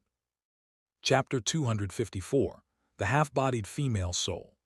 Saul paid no attention to the shock on the faces of the two behind him. He raised his arm and directly jabbed the tip of the syringe into the back of the dazed Herman's neck. Starlight and snowflakes surged toward the needle, pouring into Herman's soul body. In the blink of an eye, Herman's soul began to solidify at a speed visible to the naked eye, while the starlight in Saul's arm gradually dimmed. The energy infusion was incredibly direct and visual. Soon, Herman's condition surpassed Morden's, his body's transparency nearly reaching Agu's level. His mental state was also recovering, his awareness clearly returning to clarity. Herman shook his head, finally able to see the person before him clearly. The next second, with a thud, he dropped to his knees. Though his mind had been muddled just moments ago, he vaguely sensed that the man in front of him could decide his life or death at will. And he had no power to resist. "Master," following that faint impression left from the chaos, Herman cried out in desperation. From the moment Herman called out that word, "Master," Saul suddenly felt a new kind of connection form between them. Before, his control over and communication with Herman had all been through the diary, but now he could directly sense Herman's presence. And in Herman's consciousness, a mark belonging to Saul had been left behind. If one day Herman were to enrage him, Saul would only need a single thought to erase him from existence. This absolute control over another's life and death suddenly made Saul understand the line written on the diary's front page: "To master death is to master fate." Saul withdrew the needle from the back of Herman's neck, yet the connection between them remained unbroken. It was no longer a physical or mental link, but something more akin to karma.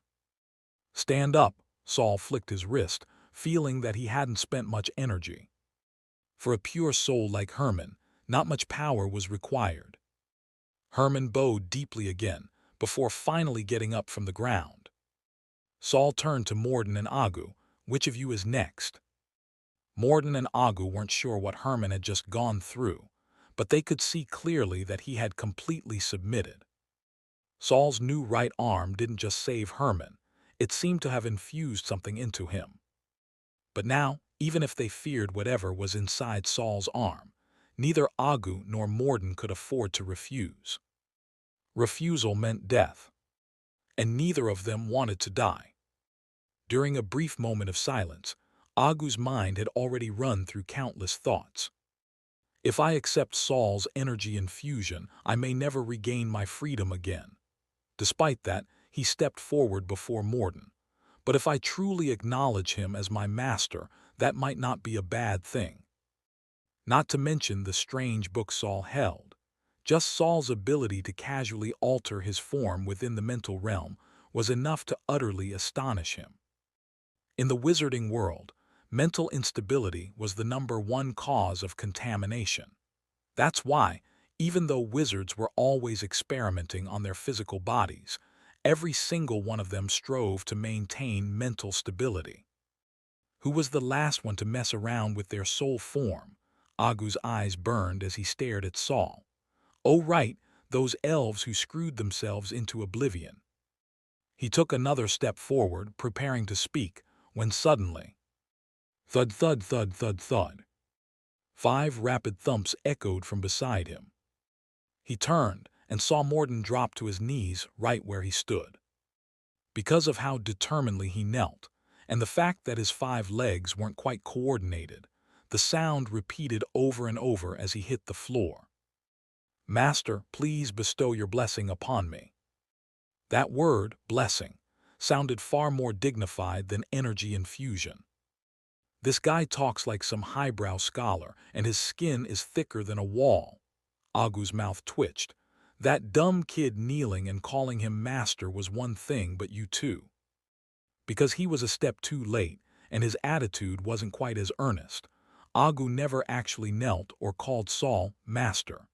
He was the last of the soul consciousnesses to receive energy from Saul. But Saul didn't mind.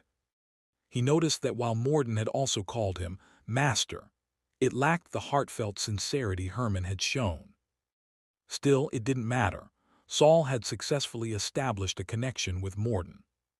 The moment that link formed, he sensed patches of chaos and black splotches within Morden's mind. Like mold growing on bread. Maybe those are the corrupted parts of Morden, Saul thought, but didn't act rashly. Until I know whether removing those black spots will harm him, it's better not to mess around. If I accidentally wipe him out, that'd be a disaster. Saul decided to observe for a while. As for not establishing a connection with Agu, there was no rush. It worked out perfectly. Agu could serve as a control group against the other two, letting Saul study how different soul consciousnesses responded and how long they lasted on the mental realm. Saul looked at the diary in his hand, knowing this special power still came from it. Unfortunately, even though he now controlled Herman and Morden's soul, he still hadn't truly mastered the diary. My connection to it is definitely stronger now, but if I want to turn it into a true locator, I'll probably need to return to the mental realm a few more times. Saul had already started to feel emotional fluctuations, a sign that his soul form was beginning to destabilize. I can't stay here much longer.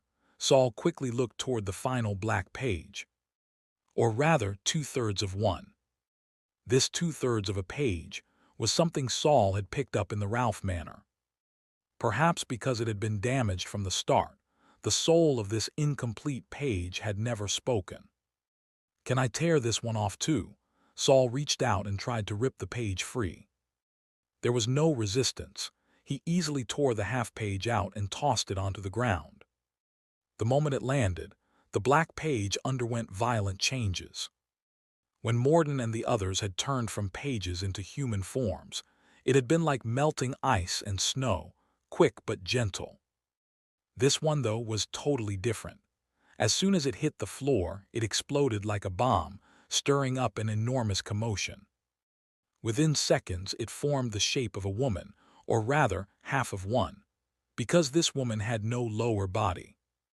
She'd been severed at the waist, with what appeared to be bits of internal organs still dangling from the cut. The woman had 2 slender, bony arms and long, razor-sharp fingers. Her limbs bent like spider legs, supporting her small frame. Her reddish-brown hair clung to her face like it had been soaked in blood, and between the strands peeked a pair of eyes showing only the whites. "Master, be careful. That's a soul that's already been completely corrupted and mutated," Morden quickly warned Saul. Saul nodded. "I see it." Sure enough, the moment that half-woman's transformation finished, her arms twitched and she sprang from the floor, lunging straight at Saul. She was actively trying to attack her master. Saul raised his hand in a flash and slapped her to the far side of the platform. The woman hit the ground, bounced back like a rubber ball, and came clawing at him again. A corrupted soul with no chance of taming, huh? Then what good is she to me? Saul frowned, feeling a flicker of irritation. At the same time, a cold and violent chill began to rise from within him, like frost forming over his soul.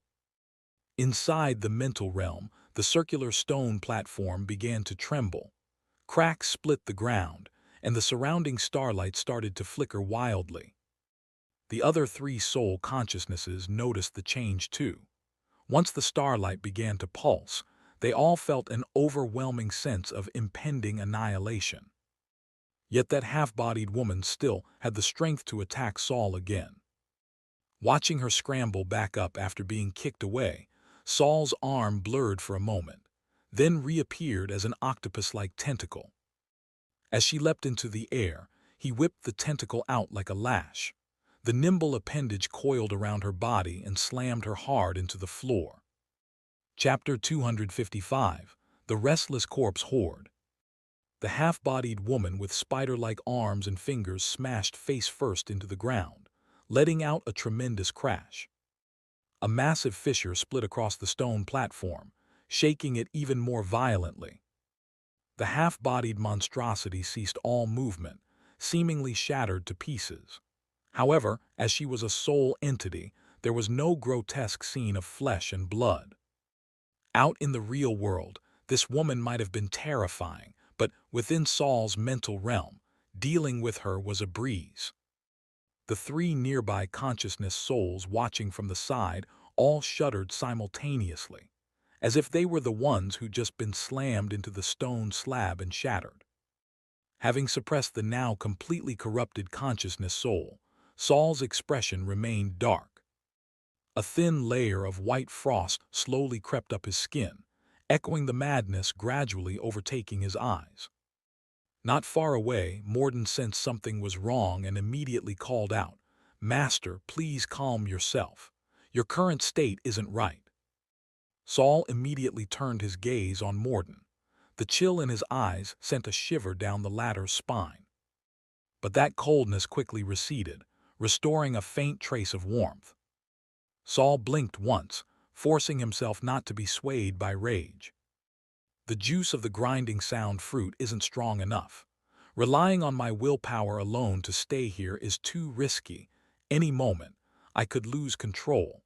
I should exit for now and continue studying this uncontrollable soul next time. With that thought in mind, Saul raised the diary in his hand. The half-bodied woman who had just appeared was once again reduced to a tattered black page, flying back into the diary. Only now, the page was smaller than before, likely because Saul had consumed a portion of her energy during the tentacle attack. Saul looked again at the remaining three.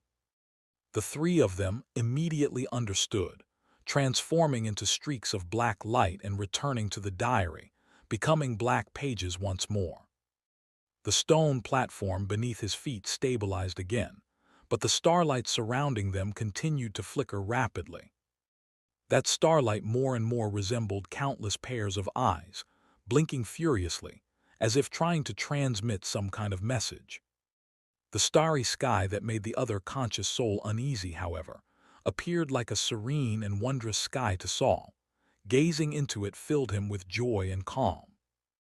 If it weren't for the risk of extreme emotional shifts in soul form, Saul wouldn't have minded staying a while longer. He pressed his fingers together with a snap, closing the diary, and shut his eyes to exit the mental realm. As soon as he opened his eyes again, the magic crystals fixed in the formation beneath his feet instantly shattered, and even the magic formation he had painstakingly drawn combusted and destroyed itself on the spot. Saul hastily dodged the flames in a few quick motions, leaping out of the formation. This time the formation got seriously damaged. Was I too rough inside? It can't go on like this. I'll need to find a way to reinforce the formation. After leaving the mental realm, the irritable frenzy from moments earlier had dispersed, and Saul gradually returned to a calm state. It seems that to enter the mental realm repeatedly, I need to prepare enough potions that can stabilize consciousness or suppress emotions. The grinding sound fruit works, but I don't have much of it left, and it doesn't last long. I nearly lost control again just now. Saul decided to both refine a large quantity of grinding sound fruit to extract its essence and prolong its effects, while also continuing his search for high-grade substitutes. But right now, I have no leads on any suitable high-grade alternatives. I'd better just collect more grinding sound fruit. That's the most reliable option. I'm pretty sure Billy doesn't have any left. Maybe I can go to Grind Sale Town. Even though it was ransacked by barbarians, there should still be seeds or some stockpiles. That last wandering apprentice who showed up seemed pretty dependable. He should be trying his best to restore the grinding sound fields. Saul rubbed his chin, preparing to grab cleaning tools and deal with the mess on the floor, only to be startled the moment he turned around. Between the towering shelves behind Saul, dozens of corpses were suddenly standing upright. Unlike before, their hollow eyes were all open wide, fixated directly on Saul. The one closest to him was Herman's corpse. That beautified corpse was currently pressed tightly against the edge of a shelf, seemingly straining to push past an invisible boundary. From within his deep, bottomless eye sockets, Saul seemed to hear a never-ending voice. "Help me, help me, help me." Herman, Saul stepped back, 1 foot at a time until his back bumped into the lab bench. He quietly moved one hand behind him, feeling around in the drawers. As Herman's corpse spoke, the other corpses also began to emit voices from their hollow eyes. Some, like Herman, cried out for help. Others seemed to be conversing, though the voices were too garbled to make out any clear words. Saul didn't try to listen to the details. As the voices grew louder and more chaotic, the corpses began to move again. Because they had once appeared suddenly in the corridor outside the bronze gate, and Saul had never seen them move, he'd assumed they were like Gorsa, capable of instantaneous movement. Today, he finally saw the truth. They weren't teleporting, they moved like regular people. But while moving, they left behind layer upon layer of overlapping afterimages, as if multiple versions of them were walking simultaneously. This created a visual illusion. If one wasn't watching them directly, it was very easy to overlook their presence. So when people snapped out of it, they'd find themselves suddenly surrounded by terrifying figures. Saul quietly slid the drawer open and felt a cylindrical object inside. He moved slowly, careful not to provoke the corpse horde. Bit by bit, Saul brought the item out in front of him. It was a red candle, made from his own blood. With the candle's appearance, the previously restless and noisy corpse horde instantly quieted down. Saul slightly sped up, retrieving a lighter from the drawer and lighting the candle. The corpses across from him gradually shut their eyes, and as the black voids closed, the cries for help vanished completely. Only then did Saul raise the candle and slowly approach the corpses. He walked straight up to Herman. The corpse did nothing more. Its face remained pointed at the candle in Saul's hand. Saul placed the candle on the ground a short distance in front of the corpse horde, and when he saw all the corpses lower their heads, he began to slowly retreat. I've checked over and over again. There are no souls in the bodies, and yet they still have some form of consciousness and can act on their own. Could it be that the physical body retains some form of awareness? But then why are they asking for help? And where are those voices really coming from? A term surfaced in Saul's mind, the interlayer. The wizard tower had 22 floors, but also a layer between them where no living person could exist. The interlayer surrounding the storage vault was a dark space full of eyes. In that place, Saul's soul would suffer burns and could only last a few seconds. And outside the vault's bronze door, there was another interlayer. Saul speculated that it was the entrance to the interlayer. Those long, slender, delicate hands were both guardians and soul-hungry predators. The weakest attackers were probably those pipes connected to the candles. Though their mouths were extremely painful, they had pitiful combat power. Even if one accidentally fell in, there was still a chance to counterattack. By this logic, the interlayer already contained eyes, mouths, and hands, as if it had dismembered a group of human souls. So then, what about the rest of those souls? Would dismembered souls still feel pain? Chapter 256, The Seam. Saul had no idea how Gorsa managed to divide the souls of so many people. Using the diary, he could also collect people's consciousness and soul energy, but he was merely operating the tool. He had no understanding of the underlying principles. Besides, judging from how Morden and the others behaved, it didn't seem painful inside the diary. At the very least, they didn't cry out for help, and their consciousness remained clear. They could communicate just fine. From this, it seemed the diary's method was far superior to the Tower Master. Seeing the corpse swarm calmed by the red candle, Saul finally relaxed. But then he realized that he probably shouldn't build the mental realm inside the storeroom anymore. What if next time he stayed too long on the meeting platform? Would these corpses lose control and lunge at him? Would the red candle still be able to calm the erupting corpse swarm? Once the red candle burned out and the corpse swarm returned to its original positions, the crisis was over, and Saul resumed cleaning up the items on the floor. Next, I need to find time to make a trip to Grind Sale Town. The secret behind the grinding sound fruit is rather sensitive, so I should avoid bringing others.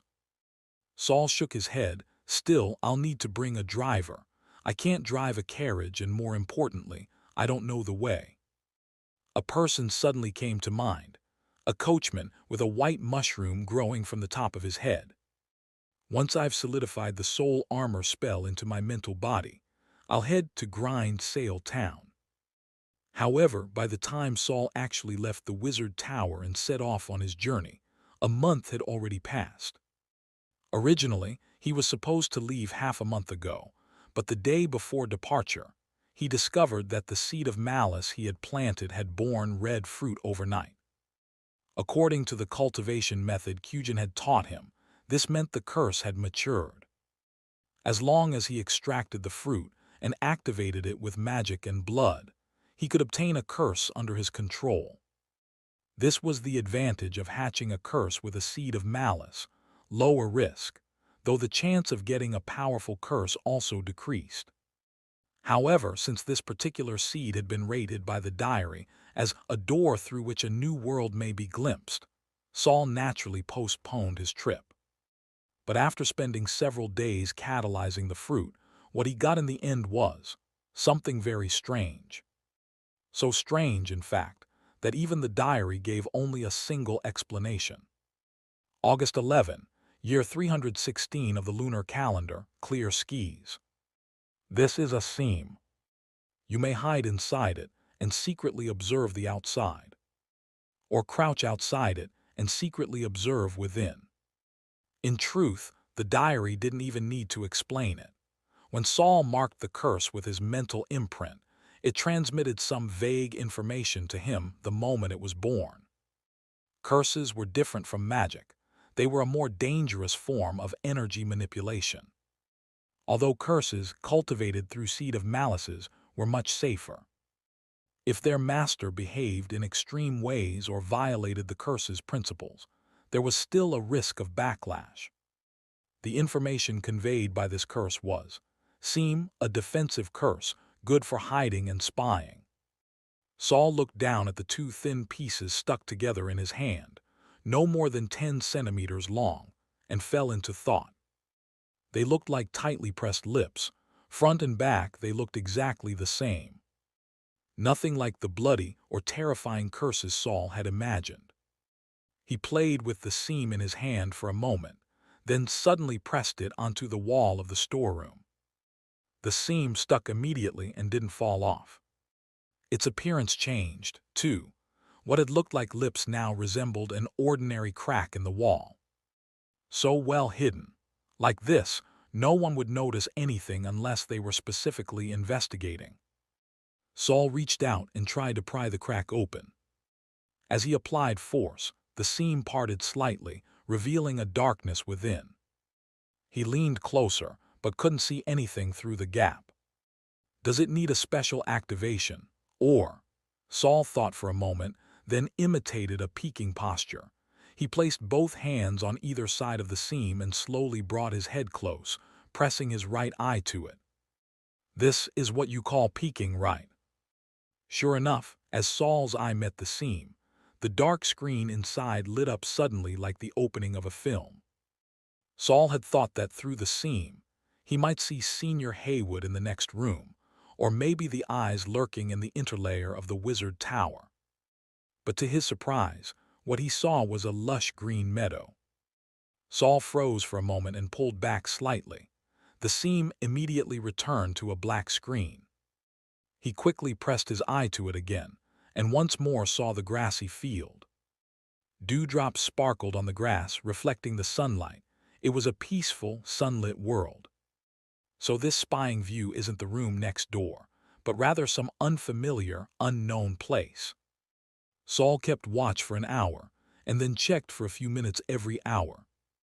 Later, he settled into a routine, observing for a few minutes at the same time each day. But after several days, the scene remained unchanged. It was always that same field, and that world was always basked in sunlight. It wasn't a frozen scene. Saul saw dew dripping and blades of grass bending in the wind. After several days, with no new discoveries, Saul paused his investigation into the spying function and decided to test the hiding feature. This seam is so small, spying I get, but hiding, how can I possibly fit in there? He pried the seam open again and tried to put in something small he was holding. But his feather quill was stopped by the black screen. No matter how hard he pushed, it wouldn't go through. So objects can't be hidden inside. That rules out using it as a storage pouch. Saul clicked his tongue, then summoned little Algae to see if its tendrils could get in. But little Algae got shut out too. Not knowing what Saul wanted, it rammed its head into the seam and ended up with a big bump. It was like crashing into a real wall. It pulled back and looked up at Saul. Even without eyes, its drooping mouth conveyed its grievance loud and clear. Saul patted the sore spot. Sorry, I didn't explain properly. You just need to slide in, not charge at it so hard. Still, he didn't ask little Algae to try again, and instead had it return. Whether you rammed or slid, the seam didn't open. No point trying again. After being marked by my mental imprint, is it that only I can use it? But the seam was so small, even his head wouldn't fit. How was he supposed to hide? He glanced at the diary, but it gave no reaction. Saul took a deep breath and tried sliding his right hand inside. His fingertip met the black screen and encountered no resistance. It was like slipping into butter, smooth and effortless. I can go in. Just as I thought. No sooner had the thought formed than a tremendous pulling force gripped him. Next came a wave of dizziness, like that night he'd been sucked into a long tunnel by melting wax. Back then I was in soul form, but now I'm flesh and blood. The vertigo passed as quickly as it came. Saul didn't lose consciousness, nor did he go mad. He moved slightly and found himself inside a giant box. It was extremely narrow on all sides. He could only curl up and hug his knees inside it. I thought I'd be pulled into the world I was spying on. Looks like that's not the case. The two functions are completely separate. Spying is spying, hiding is hiding. Saul reached out and touched the walls of the box. From the texture, it seemed to be made of stone. Running his fingers along the surface, he felt some kind of pattern carved between the stones. Runes, or a magic formation. Saul tried casting a spell to create a tiny flame, but found that magic was frozen here. Magic in this space felt like water turned to ice, completely immobile. But if I can't use magic here, what force pulled me into this place? He shook his head with difficulty. Let's see what it looks like spying out from hiding. The only light came from the seam, filtering weakly into the box. It was barely enough to illuminate anything. Saul leaned forward and, mimicking a spying posture, pressed his right eye to the seam again. As expected, he saw his second storeroom, his workplace. And in it, the ghostly figures made of mist, scattered across every corner of the room. Chapter 257, Misty Figures. Saul had never realized just how lively his workplace truly was. He lay pressed against the wall, his face nearly flattened to the crevice, eyes bulging out from the strain of trying to see through it. What he saw inside the second storeroom left him frozen. It was packed with people. But these weren't like the standing corpses. They were transparent, even less stable than Morden and the other soul forms on the mental realm. Their bodies drifted and flickered like mist, barely holding the shape of limbs and heads. They stood on the floor, lay between the shelves, hid inside boxes and clung to the ceiling. These misty figures swayed their heads side to side, and although their facial features couldn't be seen, they seemed to be searching for something. "They're looking for me." The realization made Saul's right eyeball twitch and dart around restlessly, trying to count every misty figure in the room. Since arriving at the Wizard Tower, whether in the dormitories, the corpse chamber, or now the second storeroom, he had always acted cautiously. Even while sleeping, he took care not to reveal the existence of the diary. He'd even gone so far as to occasionally write real entries in it, just so he could naturally mention diary-related terms if needed. Because Saul had never felt safe in the Wizard Tower. Now he had finally found the source of that constant unease that clung to him. Just as Gorsa had said, there were no wraiths in the tower, but it was full of all kinds of spiritual entities. Fragments, resentful spirits, wandering souls without awareness.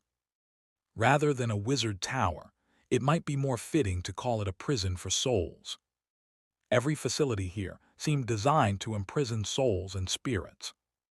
The so-called labs, dormitories, and other structures were all later modifications, accommodations for the living. Can these souls actually see me? And if they can, would they report what I've done to Gorsa? A chill crawled down Saul's spine, followed by a burning heat, as if someone had filled his bones with ice, then doused them with boiling water. White mist swirled before his eyes, obscuring the truth. If Gorsa can access all the information within the tower, then no matter what Mentor Ans, Mentor Rum, or anyone else tries to do, he already knows everything. If someone wanted to do something in secret, they'd have to be even more subtle, or act outside the tower entirely. A sudden thought struck him, those few times he'd moved around the wizard tower in soul form. Had the tower master known all along? He hadn't bothered to disguise or reshape his soul's appearance at the time. Then, did Gorsa already know that his soul and body belonged to different people? Would he connect it to world-crossing travel? Or just assume he was a wandering soul that had taken over someone else's body? Either way, whether Gorsa knew or not, whatever he thought of it, he had never once brought it up with Saul. Maybe he's hiding it on purpose, or maybe he simply doesn't care. Saul couldn't discern any differences or patterns among the misty figures. He couldn't tell whether they could communicate with people, nor could he gain any information from them. He instinctively leaned back, but found there was barely any space to move. Forcing his hand up, he rubbed at his aching eyelid. His right eye burned slightly, likely from pressing too hard during the peak. He touched the skin and could feel an obvious dent where he'd applied pressure. Let's see if I can still get out easily. Saul stretched a finger through the crevice the same way he had entered. The world spun again, and just like that, he slipped out effortlessly. The moment he was out, he turned back to look at the wall. The crack was just as narrow and inconspicuous as before. If you didn't know it was there, you'd never notice it. He turned his head and deliberately noted the current time, choosing to forget, selectively, that a misty figure still dangled beneath the blue hourglass clock. Then he re-entered the crevice to test how long he could hide inside at a time. Half a month later, using Mentor Kaz's help to find a substitute, Saul took a full month off. This time, he was heading out secretly to Grindsail Town. To keep up appearances, he registered his destination in the records as Borderfall City, over a day's travel from Grindsail Town. He even made sure to request that the same coachman with the mushroom on his head drive the carriage for him. This trip, Saul wasn't just checking whether any of the grinding sound fruit was still in stock. He also wanted to find seeds and figure out how to cultivate them. After successfully constructing the mental realm last time, Saul realized that turning the diary into a locator would likely require multiple rounds of experimentation. Even if he succeeded, he could still use the mental realm to replenish the soul energy of the consciousness stored within the diary. That way, his black pages would no longer be single-use.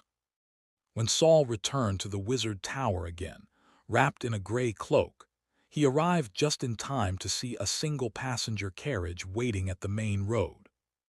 The coachman stood beside it, the small mushroom on his head bouncing up and down. From a distance, it didn't look like it was being blown by the wind. It looked like it was jumping on its own. When the coachman saw Saul, he bowed respectfully.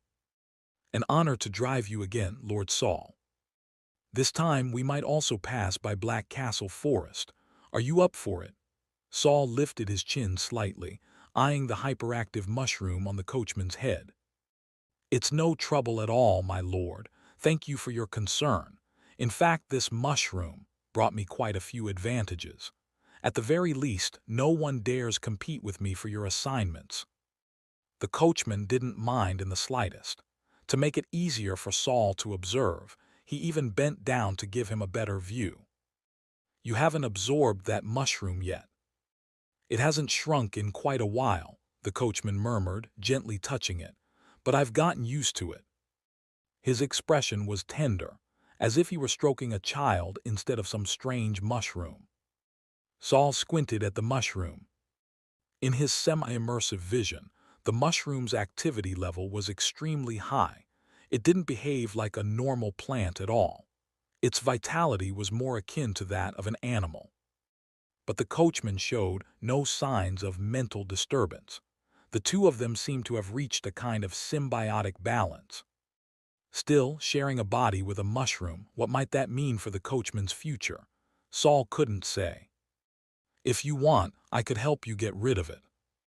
The coachman touched his head thoughtfully, then bowed to Saul. "Thank you, my lord, but there's no need. This mushroom has given me strength. Maybe I can be of more help to you with it." "That's really how you see it, then so be it." Saul didn't push the matter. Everyone made their own choices. Just like when he chose to become a wizard's apprentice, he accepted the risk of sudden death at any time. The coachman chose to keep the mushroom that gave him strength. He would have to accept the danger that came with it, too. As long as it didn't affect him directly, Saul had no intention of interfering with a grown man's decisions. That concluded the topic of the mushroom. The coachman opened the carriage door for Saul, and after he was seated, the coachman climbed onto the front bench. "My lord, shall we depart for Borderfall City?" "Let's go," Saul replied, leaning back into the seat. He had packed a number of tools and materials for this trip. He had also deliberately left some items in the Wizard Tower, such as the red-eyed doll the Tower Master had given him. That doll was both protection and surveillance. Yura seemed able to observe what happened around Saul through it. But Yura and Gorsa didn't seem to be completely aligned. That murky, unspoken tension made Saul decide, after careful thought, to leave the doll behind. The journey from the Wizard Tower to Borderfall City by carriage would take just over 6 days. On the morning of the 5th day, the coachman drove through a sparse forest, breathing in the crisp, cool air. He loved mornings. The dewdrops always made his mushroom feel refreshed. Suddenly, a firm voice rang out from the carriage behind him. "Take the turn at the upcoming fork." The coachman froze. That route didn't lead to Borderfall City. But then he remembered where the alternate path led. He said nothing and quietly pulled the reins, guiding the carriage onto the smaller road. Chapter 258, Grave Formation. According to Saul's instructions, the coachman turned onto the small road leading toward Grindsail Town. After traveling for a little over half a day, the town's walls and the rooftops of some tall buildings came into view. The coachman tugged the reins and slowed the carriage. "Master, Grindsail Town is just ahead. Should I drive straight in or stop outside?" "Wait in the woods, same as last time." Saul didn't think he'd spend too long in Grindsail Town this time, probably just half a day, so he had the coachman wait outside again. Suddenly, the coachman's eyes widened as he stared past the woods. He slapped the carriage door in panic. "Master, look ahead." Hearing this, Saul immediately shoved open the carriage window and looked outside. The next moment, his brow furrowed tightly. In front of the woods had once been a stretch of farmland. The last time Saul came through, his old neighbor Ada had been tilling and planting there. But now, the once carefully cultivated land was covered in rows upon rows of small mounds, each about half a person tall. The mounds looked like upside-down bowls, or more like graves without tombstones. At a glance, they were neatly arranged into a square formation. A rough count revealed there were several hundred. "Don't go any closer. Wait here," Saul ordered, and the moment the words left his lips, he shot out of the carriage like a gust of wind. He moved swiftly, his gray cloak flapping wildly in the wind. His hood fell back, revealing short black hair and pale gray skin. It was the height of summer, and even the morning breeze should have felt warm on the skin. But Saul could feel only a bone-deep chill. He stepped onto a ridge between fields, sending a few pebbles tumbling into the furrows below. They clinked against the hardened earth with a sharp clack. The land had cracked dry like stone, not even a weed remained. Standing at the edge of the field, Saul was immediately hit by a heavy stench of death. These mounds really were graves. In just a few months, this once vibrant field had become a burial ground. The scattered soul fragments lingering in the air were as obvious as ghostly flames to Saul's eyes. He narrowed his gaze, sweeping the entire grave field with a frigid stare. "After I left, a massacre took place here. Not only that, they shattered the souls of the dead. Were they afraid someone proficient in dark element magic would try to question the soul? But something felt off. As far as Saul knew, destroying the souls of ordinary people didn't require any special magic formations. That made these neatly arranged graves all the more disturbing. Each mound was identical in size and height, aligned in perfect rows and columns, forming a square matrix. And yet, within this eerie formation of graves, Saul could detect no magical fluctuations. Is this a magic formation, or some kind of ritual sacrifice? Could the barbarians have returned, or was this display set up by someone else to deceive outsiders? Saul sneered coldly, then looked toward the nearby town. The town gate was tightly shut. The lazy guards who had once loitered outside were nowhere to be seen. Most likely, they'd become part of this field of graves. Truthfully, before he arrived, Saul had suspected that something might have gone wrong in Grindsail Town. But he had figured that if the person who'd been secretly taking the grinding sound fruit wanted to keep a low profile, they wouldn't draw attention by targeting the town. Or could it be that the secret within Grindsail Town was even more important than someone stealing the grinding sound fruit? "I wonder how Ada and Penny are doing. I remember telling them to get out of here as soon as possible," Saul muttered with concern. Ada with his simple-minded ways, and the sweet little girl Penny, wrapped in her nightmare cocoon. Ordinary people who wanted to live safely in this world were better off staying far away from wizards. Though they were no longer traveling the same path, Saul still didn't wish for the ones who once took him in to meet a horrible end. But reason told him that if a wizard had truly wanted to wipe out the entire town, those two probably wouldn't have escaped. Do I just walk away and pretend I saw nothing? Or... Saul looked at the town gates again. The doors were shut tight, behind them utter silence. No breakfast smoke curled above the rooftops, no birds chirped, no insects buzzed. Maybe there are still clues about the grinding sound fruit inside, he told himself. But instead of heading straight to the town, Saul stepped down from the field and walked directly to one of the graves. He carefully cast a detection spell. The grave didn't react. Even if there was once some magic formation or ritual here, it's already been abandoned. Not a trace of magic power remains. After confirming this, Saul crouched down, shoved his hands into the earth and began digging, scooping out a large pile of grave soil and setting it aside. He intended to open the grave and see what lay beneath.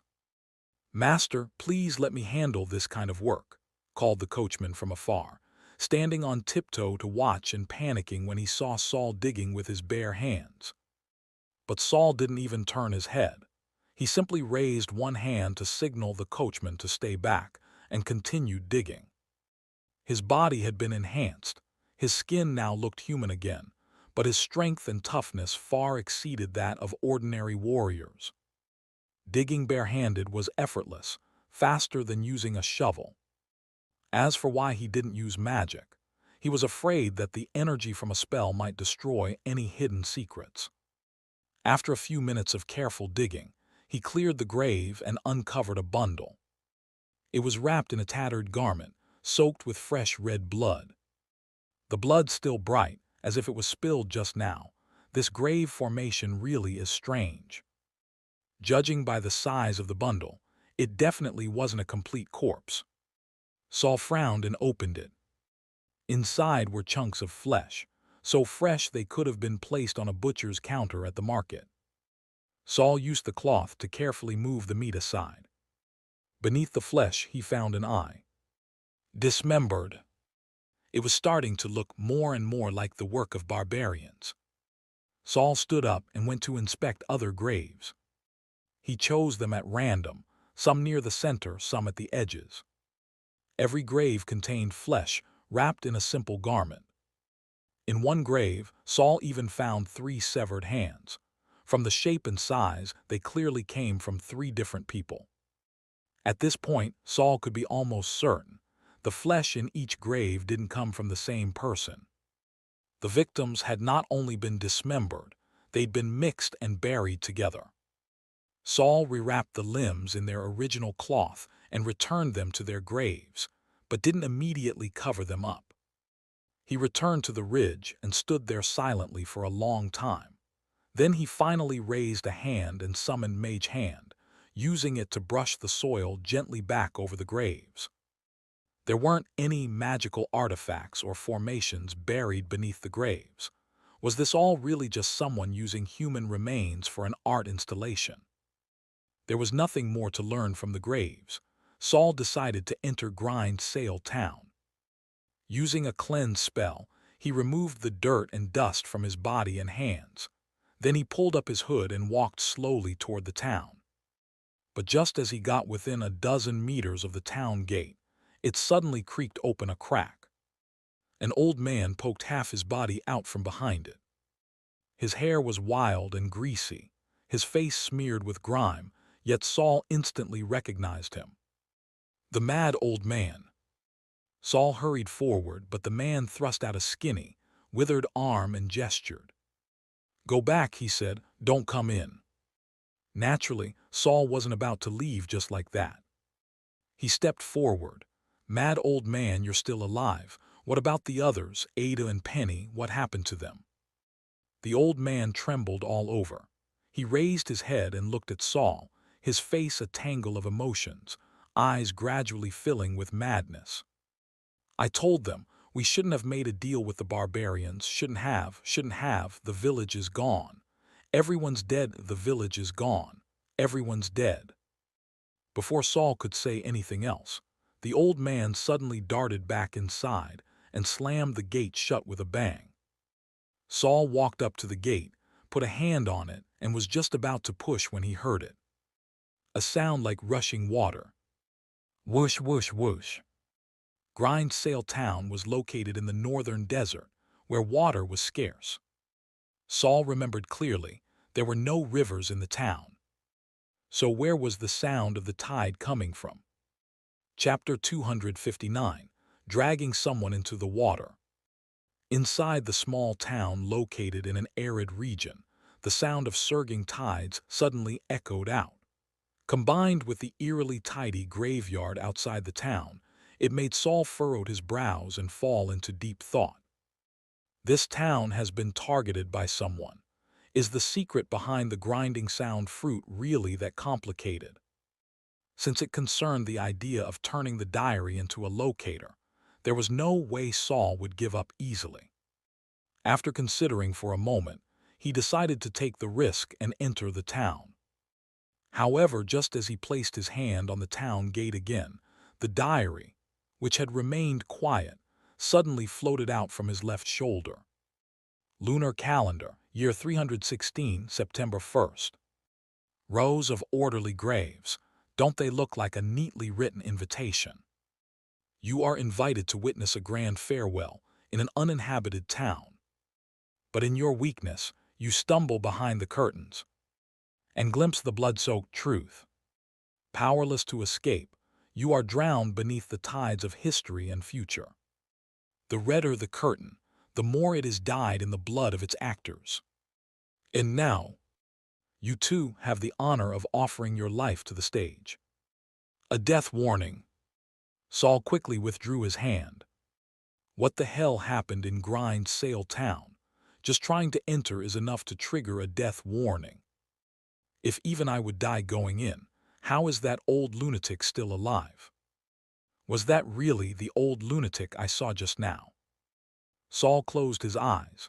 When he opened them again, all traces of fear and hesitation had vanished. It's not like I haven't seen death warnings before. What matters now is finding a way to avoid it. He calmed his thoughts and reread the text in the diary carefully. The diary didn't just give death warnings. It sometimes offered clues on how to avert disaster hidden between the lines. What Saul needed to do now was identify the key points in the text that might lead to his death, then take steps to avoid them. Farewell feast. Does that mean witnessing people's final moments, or someone else is about to die? Stumbled behind the curtain. Does that mean discovering the truth behind the show? So revealing the truth is what causes the death. Then if I just look for the grinding sound fruit without digging into its origin, can I get out alive? With that in mind, Saul stepped forward again. But unfortunately, the diary's entry remained unchanged. His death was still inevitable. So that's not the critical part, huh? Saul didn't get discouraged. He was long used to making countless attempts and deductions. He soon noticed another phrase. Weak and alone. Does the diary mean I need a companion? Saul turned to look back. The coachman was standing on the ridge, staring in his direction. When he saw Saul look back, the coachman immediately craned his neck expectantly, as if waiting to be called. That mushroom on his head might be creepy, but he's too weak, only useful against regular people. Saul didn't even need the diary's advice to rule him out. So, does the diary want me to go back and bring someone else? But who? I don't trust anyone other than Byron and Kelly, yet bringing them might drag them into serious trouble. Senior Byron was still working on becoming a true wizard, and the wraiths he'd refined were already enough to give him a headache. Kelly had just been exposed to a metallic poison. Whether she was fully cured was still unknown. Bringing those two along wouldn't just be unhelpful, it could cost them their lives. Saul immediately dropped the idea of bringing them. If not them, then he had to find someone else, preferably a third-rank apprentice. Strong but not so overpowering that Saul would be suppressed. Suddenly a name came to mind, someone nearby, Machi Machi, who lived in Black Castle. Saul walked up to the town gate once more and thought to himself, "I'll bring Machi Machi with me." This time the diary remained silent. Is it because Machi Machi's abilities are special, or just because he's a third-rank apprentice? Saul returned to the carriage and told the coachman to circle around the town and head to another entrance on the opposite side. This gate was closer to the desert, not far from the grinding sound fruit fields. But when Saul arrived, he found that most of the walls surrounding the fields had collapsed, scorch marks covering the remnants. A fire caused by the barbarian attack. I remember reinforcements had already arrived when I left. They wouldn't have let such a crucial field be destroyed. Saul crossed the crumbling walls and stepped into the field. HSS, he drew in a sharp breath of pain. The field before him looked like it had been through a massive blaze. Everything had been reduced to blackened ash. And on this scorched earth were hundreds of neatly arranged graves. The soil of the graves was charred as well, and Saul didn't even have to look inside to know they held blood-stained clothing and severed body parts from various individuals. There was no chance the grinding sound fruit had survived. And since the walls hadn't been repaired, it was clear no viable fruit or seeds had been found after the fire. Otherwise, they would have cleaned and rebuilt the area for replanting. Saul took a deep breath. This time, he didn't hesitate. He turned on his heel and called for the coachman to rush to Black Castle Forest at full speed. Normally, the journey took a full day, but Saul ordered the coachman to accelerate regardless of the cost, and they arrived in just half a day. Bang, bang, bang. Saul knocked on the large gate. Nearly 5 minutes passed before footsteps approached from inside. The door creaked open, revealing Machi Machi in a tailored black suit. Tall and slender, he emerged with a grin. "Well, well, a rare visitor, and it's you. Come in, come in." Seeing Saul, Machi Machi immediately beamed and stepped aside to let him in. Saul nodded, then glanced back at the coachman. When they'd passed through the shadowy forest path again, the coachman had acted a little oddly. Saul initially assumed it was trauma from almost being replaced by a mushroom person last time, but surprisingly, the coachman had looked happy, even nostalgic. That made Saul hesitant to leave him outside the fort. "Can my coachman come in too?" "Oh, no, no, no, that's not possible." Machi Machi rejected the request without hesitation. "It's not that I'm being unreasonable. Ordinary people simply aren't allowed into Black Castle." Although Machi Machi said this with a smile, the firmness in his tone made it clear. There was no room for negotiation. So the coachman would definitely be staying outside. Saul turned back, about to figure out how to settle the coachman when the man spoke sincerely. "It's fine, sir. I'll just wait out here." "All right, just don't wander off." Saul entered Black Castle with Machi Machi, the tall door silently shutting behind them. The coachman's eyes rolled slightly and he murmured to himself, "I won't wander. I'm just going to visit an old friend." With that, he skipped cheerfully into the woods. Inside Black Castle, Saul and Machi Machi stood in a long and lavish hallway. Perhaps it was because Saul had reached second rank. This time, none of the lurking presences inside Black Castle bothered him. "I heard you were heading to Borderfall City, so I figured you might stop by. But you've really changed, huh? 2 body modifications in 3 years, never seen anything like it." Machi Machi was quite enthusiastic, his narrow eyes bulging with curiosity. "Amazing, truly amazing. My little vines have grown up too. Can your tendrils spar with them sometime?" Unfortunately, Saul wasn't in the mood for sparring. He got straight to the point. "Machi Machi, I came from Grindsail Town." Machi Machi's bulging eyes slowly narrowed into slits. His voice turned meaningful. "Oh, so that's why you came, so have you seen it? Impressive, isn't it? Quite a show, huh?" Saul frowned slightly. Was Machi Machi bragging about his murder technique? The images of Ada and Penny flashed through Saul's mind. His heart tightened. Do you remember a blind little girl there, maybe with a boy 10 years older than her? Machi Machi paused, rubbing his pointed chin. I've killed plenty of boys and girls. A blind one doesn't ring a bell. I see. Machi Machi noted Saul's expression and figured he wasn't used to these methods yet. A green kid raised in the wizard tower, still too soft. They were your friends. You could say that. No, Machi Machi cut him off, they're not. Don't make friends with ordinary people. Don't make friends with wizards either. The former might die for you. The latter might kill you. Both deaths are beyond your control. Choosing the wizard's path is choosing to walk alone. You can have companions, a family, a faction, but only if they help you grow. Anything else is irrelevant. You'll understand more in time. If you're lucky enough to become a true wizard, you'll have dozens of ways to extend your life. Meanwhile, those regular folk who can't even reach 50, they're like wheat in the fields, grown just to be harvested each season.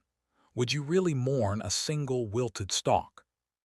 He laid his long, thin hand on Saul's shoulder, speaking earnestly with a smile. The people of Grind Sail Town were just twisted stalks of wheat, not worth your concern. They sought protection from the wizard tower, then secretly colluded with barbarians. That's naked betrayal. If we don't make an example of them, how can the tower maintain its authority? We must root out the diseased stalks before they infect the rest. Saul knew many wizards were cold-blooded, viewing regular people as little more than expensive spell materials. There was no point arguing ideology with Machi Machi. Still, wizards had excellent memories. Since Machi Machi said he hadn't seen a blind girl, then he really hadn't. Which meant Penny, and the others must have fled after the barbarian raid. They survived. As for the rest of the town, Saul no longer had the energy to worry about them. But there was one thing that puzzled him. Could the display of tidy graves and a sealed town gate alone truly uphold the wizard tower's authority? So those graves outside the town and the sound of tides, were those your handiwork? Even if Saul didn't approve of Machi Machi's methods, if he was the killer, then he probably had a way to enter the town safely. What Saul needed to consider now was how to persuade him to help search for the grinding sound fruit. However, when Machi Machi heard Saul's question, his narrow eyes suddenly widened again. What are you talking about? I don't quite understand. Graves? What graves? Chapter 260. Can't let the wizard tower lose face. Could it be that those neatly arranged graves were Machi Machi's doing? He'd already admitted to the killings. There was no reason not to admit to dismemberment, even if the latter was more cold-blooded and deranged. So it's not that simple after all. Maybe there's a third party involved in the Grind Sail Town incident that I don't know about, Saul thought to himself. Machi Machi, meanwhile, was oblivious to these thoughts. He looked a bit upset, his eyebrows furrowed into a Y shape. Don't tell me someone stole my hard work. That's outrageous, absolutely outrageous. He jumped twice on the spot, landing so lightly he didn't make a sound. Saul, what does the town look like now? Tell me quickly, he urged. Saul described what he had seen outside the town. The old madman at the gate, and the ocean-like roaring waves behind the closed doors. The more Machi Machi listened, the more his brow furrowed, so tightly it was about to twist into a knot. The gates are shut, and someone even gave them a proper burial. How's that supposed to scare anyone? No, I have to go and fix it. He seemed more anxious than Saul, grabbing him by the arm and dragging him toward the door. Come on, let me show you what real aesthetic sense looks like. Saul had no choice but to follow along as Machi Machi pulled him forward. From Machi Machi's expression, the anger didn't seem fake. But people were such good actors nowadays, Saul had to confirm again. You really didn't make those grave formations. Of course not. If it were me, I'd have dug a long, narrow trench by the field and let the flesh and blood of the traitors flow like a mountain spring. so passers-by would see exactly what happens to those who betray. Besides, you know I hate squares. As Machi Machi dragged Saul out the door, the latter saw the coachman fiddling with something atop the carriage, his butt sticking out. "Coachman, coachman, stop messing around. We need to leave immediately," Machi Machi shouted like he was the coachman's master. The coachman quickly turned, jumped down from the carriage and stood aside. "Yes, sirs." Saul noticed he was holding an old ceramic pot filled with a bit of soil and growing in it a single mushroom. A white-skinned mushroom. Machi Machi also caught a glimpse of the item in the coachman's hand, but merely chuckled and said nothing, climbing straight into the carriage. As Saul passed the coachman, he quietly warned, "Don't forget you're still human." The coachman didn't respond, but he bowed even deeper. Once aboard, the carriage sped off again, and by dusk, the two had returned to Grind Sail Town. When they finally stopped, the horses were on the verge of collapse. Even though they were fine steeds bred by the Wizard Tower, they couldn't withstand this kind of long, non-stop journey. The coachman jumped down with concern and quickly pulled out something from his coat to feed the horses. By then, Machi Machi had already leapt down and headed toward the fields ahead of everyone else. He was quite tall. Back in the carriage, he had been hunched over the whole time, his head nearly touching the roof, looking very uncomfortable. But he didn't seem to mind, chatting animatedly with Saul about how, once he caught the one who messed with his work, he'd skin the guy alive and hang the skin on the city walls as a kite. Saul listened quietly, only reminding him, "There's something weird in there, might be dangerous." At first, Machi Machi brushed off the warning, but as soon as he stepped off the carriage and reached the edge of the fields, his expression began to change. "This isn't right." Saul followed half a step behind, observing both the disturbed symmetrical grave formation and Machi Machi's reaction. The shock and seriousness in Machi Machi's eyes didn't seem fake. Looks like things had indeed gone beyond what Machi Machi had expected. But the question now was, would he still dare go into town to investigate? "This is a curse," Machi Machi suddenly said in a low voice. "Someone used my hard work to set up a curse." "Is it dangerous?" "Not sure. I've never seen this kind of curse before. What is it? What is this?" "I didn't feel any fluctuations of magic here." "That's normal. Curses are always hidden. They operate differently than magic or mental power. If you could sense it easily, it wouldn't be called a curse." Machi Machi imitated Saul and dug up a few graves himself, confirming the bloodstains and chunks of flesh. "Will we get cursed just by touching these graves?" Saul asked behind him. "This curse isn't simple, but for that reason, you don't have to worry about getting cursed easily. The more powerful a curse is, the more complex its conditions for activation." Machi Machi shook off the meat bits on his robe and closely examined the blood.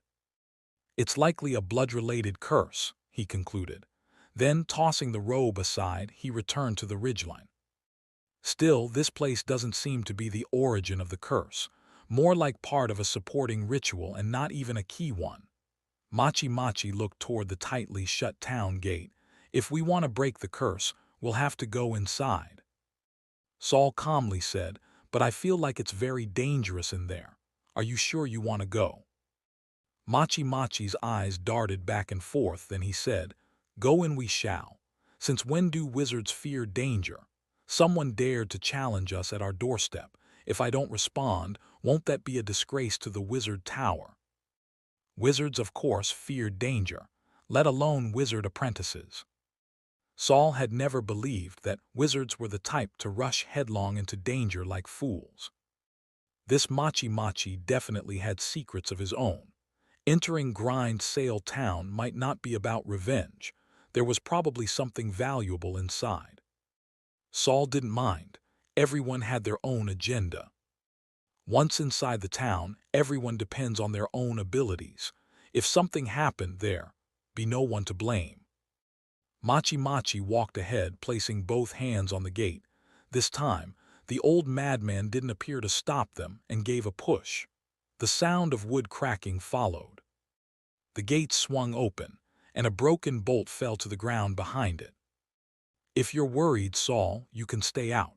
You don't have to come in," Machi Machi said without even turning his head, stepping over the fallen bolt and into the town. Saul said nothing. He walked to the threshold and looked inside. Still the same slightly decrepit street, only now, not a soul in sight. The diary hadn't jumped out to warn Saul either, which meant that Machi Machi's presence played a significant role in this venture. Should I say, as expected of someone stationed long-term at an outpost of the Wizard Tower. You need real skill to hold that kind of post. Saul smiled faintly and followed into the town. As soon as he stepped over the threshold and the broken bolt, the gate behind him slammed shut with a loud bang. Saul looked back, that straight out of a horror movie. He turned again and saw Machi Machi had already reached the crossroads and was about to turn. Saul quickly picked up his pace. Just after Saul disappeared into the town, a brand new wooden bolt quietly appeared across the tightly closed gate. At the same time, a large caravan of nearly 100 people was making its way through the desert, heading toward Borderfall City. This was the Kina's caravan. In the grandest, most lavish carriage sat Kina's 17th princess. She was just past 20, unmarried. Yet her figure was alluring and her expression sultry, a seasoned seductress who had seen it all. Only now, her charm had lost its effect. The man sitting in the corner of the carriage merely held his harp. He didn't seem the least bit interested in embracing her soft, fragrant body.